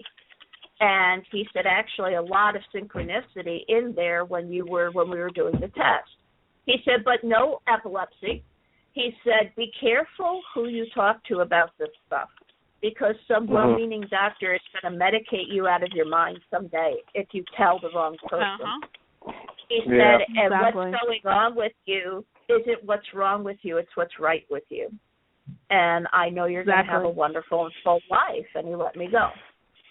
Well, I didn't find out until 3 weeks ago when I was talking to my friend who has a PhD in neurology. I said, what is synchronicity? Because I thought it was like an epileptic-like episode, but I wasn't fully epileptic. And when I told him the story and I said the word synchronicity, he goes, holy shit. And I said, why? What's synchronicity? What the hell is synchronicity? I said, I've never looked it up. And he said, we don't use 10% of our brain. That's nonsense. We use a lot more of our brain. However, the reason that story came up is because we can only use one part of our brain at a time. We never use more than one part of our brain at a time. It's not possible. It's extremely rare. They don't see it happen. And he said synchronicity is when you're using 2 or more parts of your brain at the same time. He said, so apparently you can tap several sections of your brain at once. And I said, well, that makes sense because I didn't know what opposites were. That's funny. That's funny. I'm going to that makes me want to do more experiments on me to see what else, what it all means. Well, okay.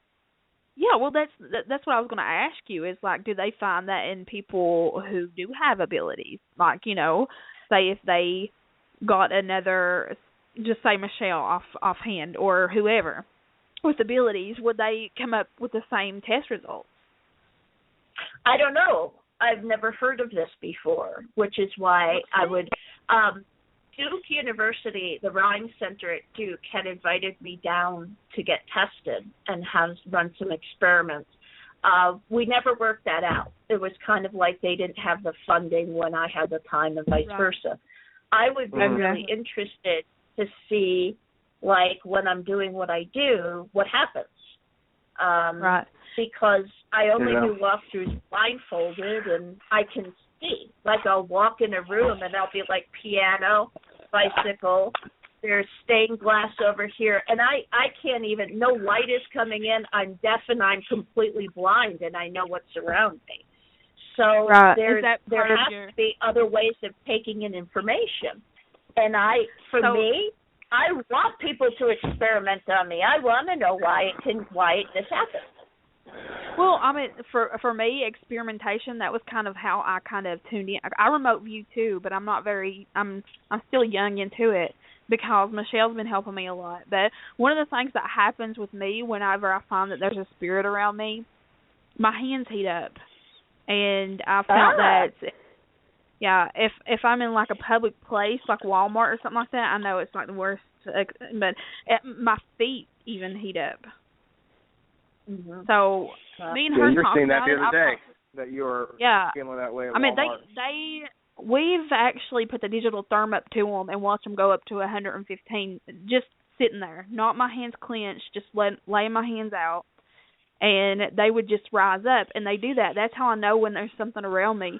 But like you was talking about being clairaudient, I've heard things too. Like that's how I've gotten a lot of things. But I remote view as well. But I'm not, like I said, I'm very young into it because my experiences started with out of body experiences.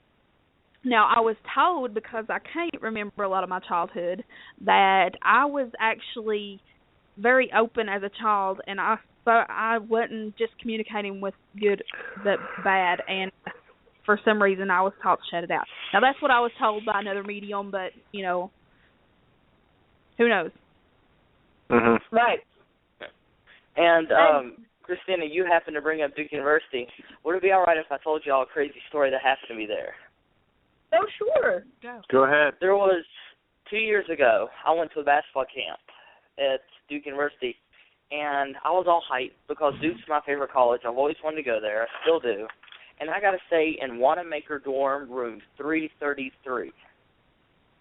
And this was about 2 years ago. So this is before I really got into the paranormal.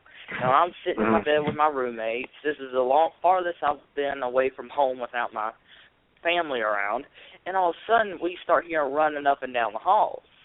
And we're up on the third floor, and so we assume it's one of the kids got loose or something like that. And so I get up, open the door, look out, no one's there. So we go back, we lay down, we're all just talking. And next thing you know, our beds started shaking very violently for about 30 seconds. And then as soon as that happened, there was just a real coldness in the room. And my roommate looked at me and was like, what the heck just happened? And I said, I don't know, but we are going to be in trouble in the morning. Because I know we scream so loud. I've actually, that's funny. When I started with my experiences, I started having the vibrations of the bed, and I had no idea what was going on. I was scared shitless. I thought, my husband was in the Air Force, so I thought our house was haunted. We lived in South Carolina at the time. But I would start having the vibrations of the bed, and then I realized it just wasn't my bed, it was my body. I thought I was pregnant with my youngest, so I was like, okay, maybe I'm having some kind of seizures. No, it wasn't. I started seeing lights out of the corner, like, I'd wake up, look up, I'd stay still, and I'd watch these lights go around in my room. I've heard my voice I heard my name being called. I had no idea what was going on. And then I finally started researching deeply more into it, and I realized I was having out-of-body experiences. Wow. And see, now the weird thing is, 90% of my experiences aren't subjective. What I mean by that is I don't feel anything when spirits are around. I don't even pay attention. Until someone asks me a question, then I listen, and it's complete sentences, other languages, names, nicknames, and stuff like that. Wow.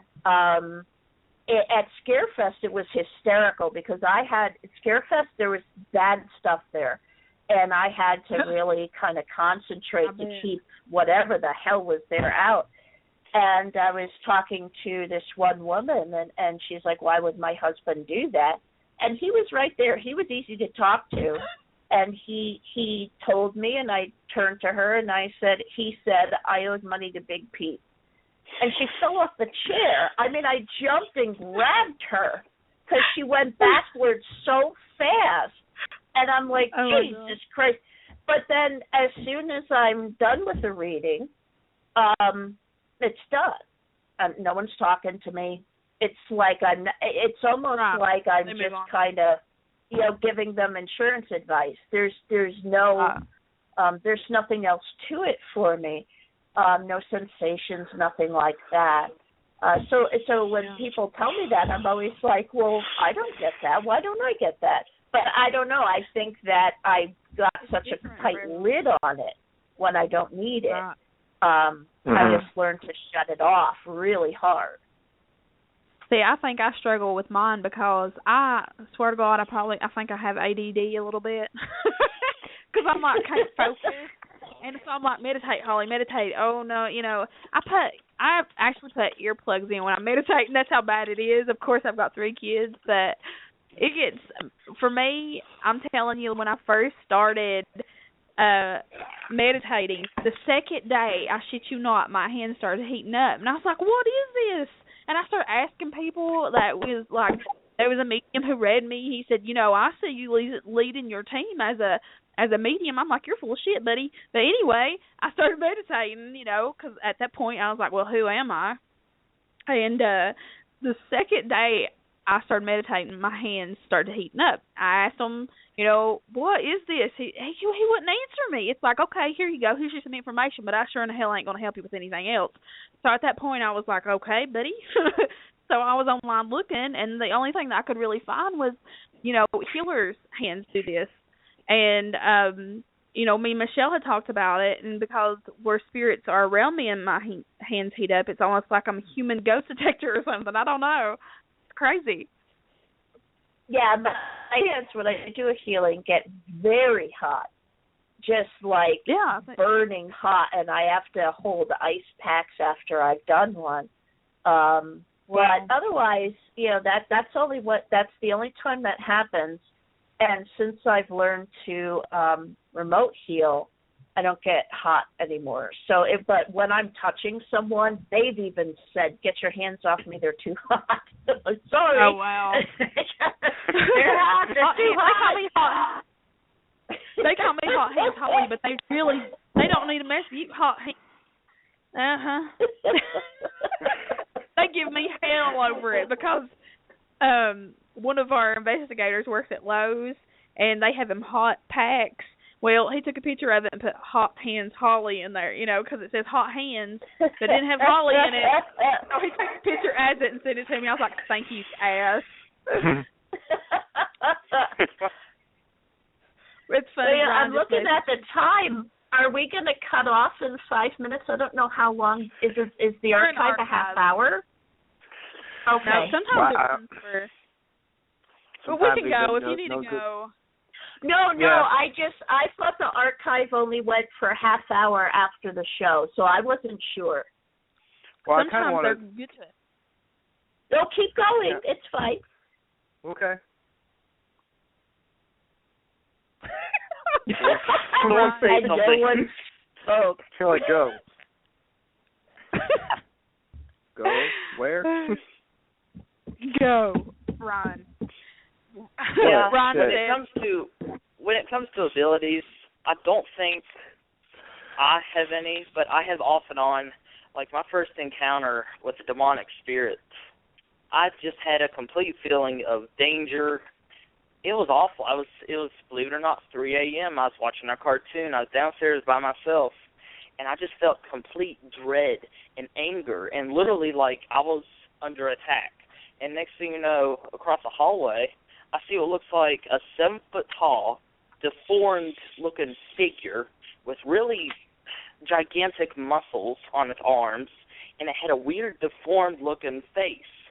And believe it or not, call me crazy, it looked like a little sock monkey face, like a little sock monkey doll, and I hate those things. And what's weird is I hadn't said anything about it since I was like 6, and this happened last year, and I'm 14 now. So ever since then, I just called it Sock Monkey Man, and it made big, gigantic, thunderous footstep sounds. And it walked through our kitchen, just literally like it owned the place. When it walked, its shoulders would sway back and forth, and it never looked at me. And it went to our back door and disappeared. And so I was sitting there, I was like, oh my God, because I realized real quickly, I think I just saw a demonic entity. Then next thing you know, I'm hearing footsteps everywhere. So I'm expecting, all right, it's coming back. I'm going to go see it. And so I run around the house like a chicken with his head cut off, looking for a 7-foot-tall sock monkey.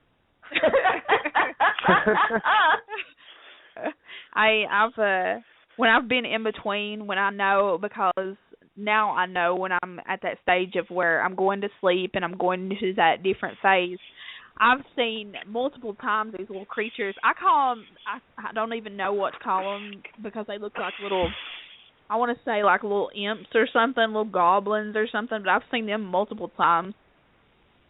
And I'm like, yeah, I know people like report all of these, and I've seen things like that too. They just report. I don't think it's just angels, demons, and dead people. I do believe that there are other things that's possible to see. I mean, if you just talk about parallel universe theory and 11 dimensions and stuff, of course, there's more possible than we could imagine. But I just wanted to go back to what Josh said real quick about the about that feeling of dread.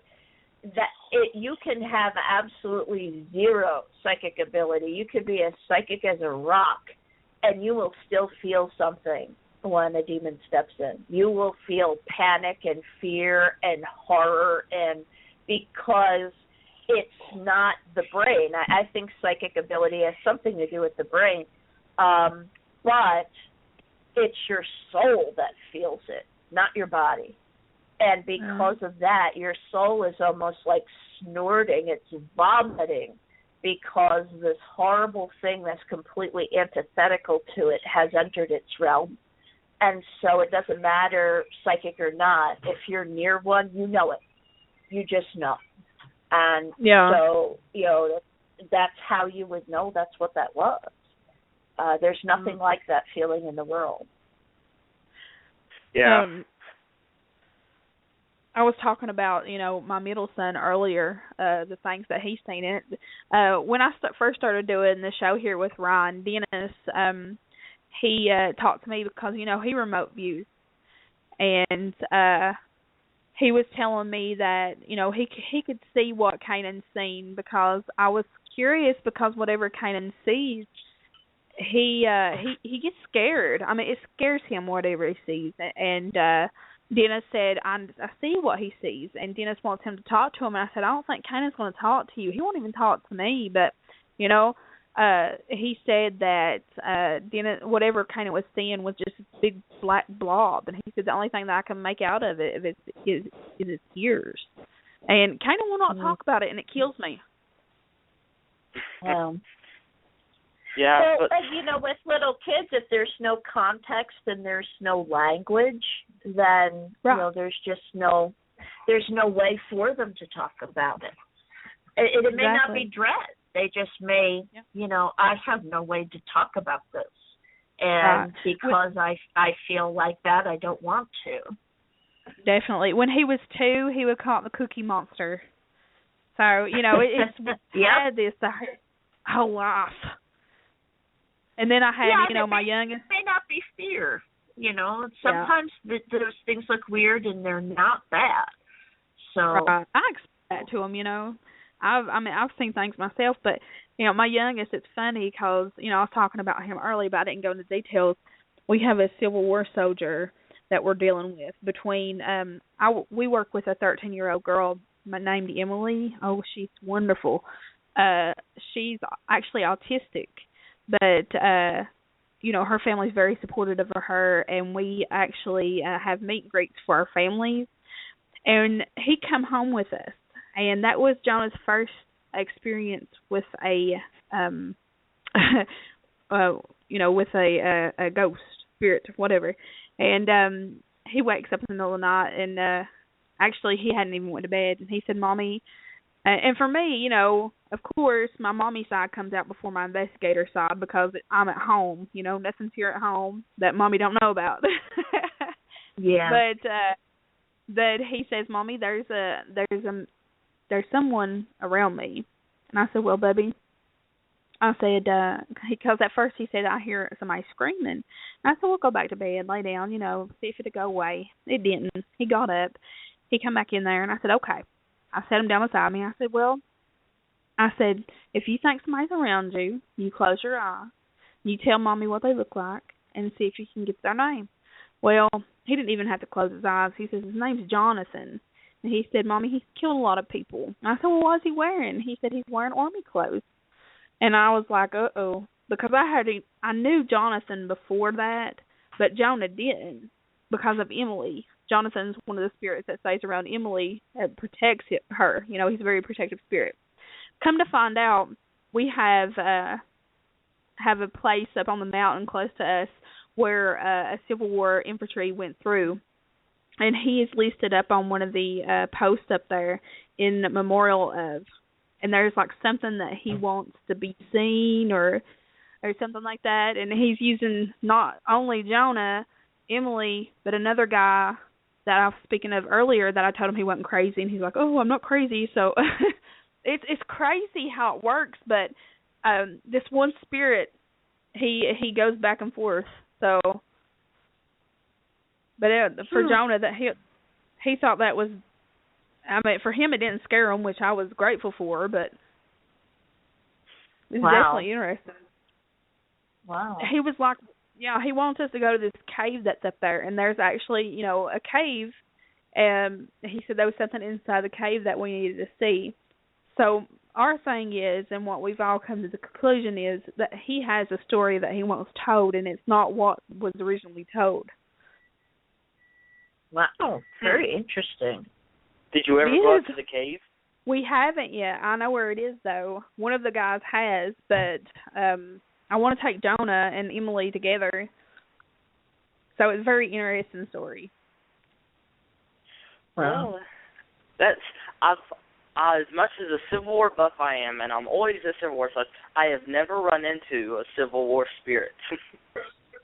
Well, Jonah, I mean, it's very interesting because it's like each one of these, there's 3 of them, and they all get information, and we all compare it to each other, and we all write it down, and they don't get the same information every time either. So it's interesting to see them working separately like that. We've actually got together and went to the library trying to get more information. And see, this is the part of it that I hate, is because I'm not a puzzle person. I'm more of a hands-on person, tell me what I need to do, give me the pieces right now. I don't want to have to search for the pieces.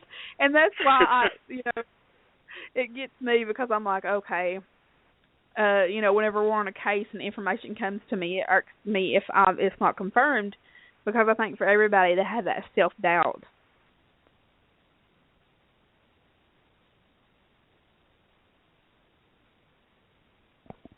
Everybody here? Yeah, I'm still. I was wondering, everyone went silent for a second. I know. I think everybody's falling asleep on me. I could talk all night, y'all. Oh, same here. Oh, that's so funny. But I think Ryan fell asleep. He has. He probably is. I'm not hearing anything out of him. No. Yeah, is he there? No, he ain't. He dropped. That explains it. Oh, he said Howie called, so yeah. Oh, but okay. I guess we'll go ahead and round it up. I could talk all night, like I said, but we really appreciate you coming on, Kristina, and we're definitely going to have you back on. Oh, sure. That'd be great. Thank you for having me. Dave. I loved it, definitely. And Jake, thanks for calling in, darling. You're welcome, Kristina. It was very nice to meet you. It was nice to meet you, too. I'm sorry I called you Josh. I misheard earlier. I apologize. It's Jake. I'll remember next time. Yeah, I'm sorry about that. You're all right. You guys have a wonderful night, okay? Oh, you too. You thank you, everyone. Take care. All right, you too, Dawn. Bye-bye. Bye-bye.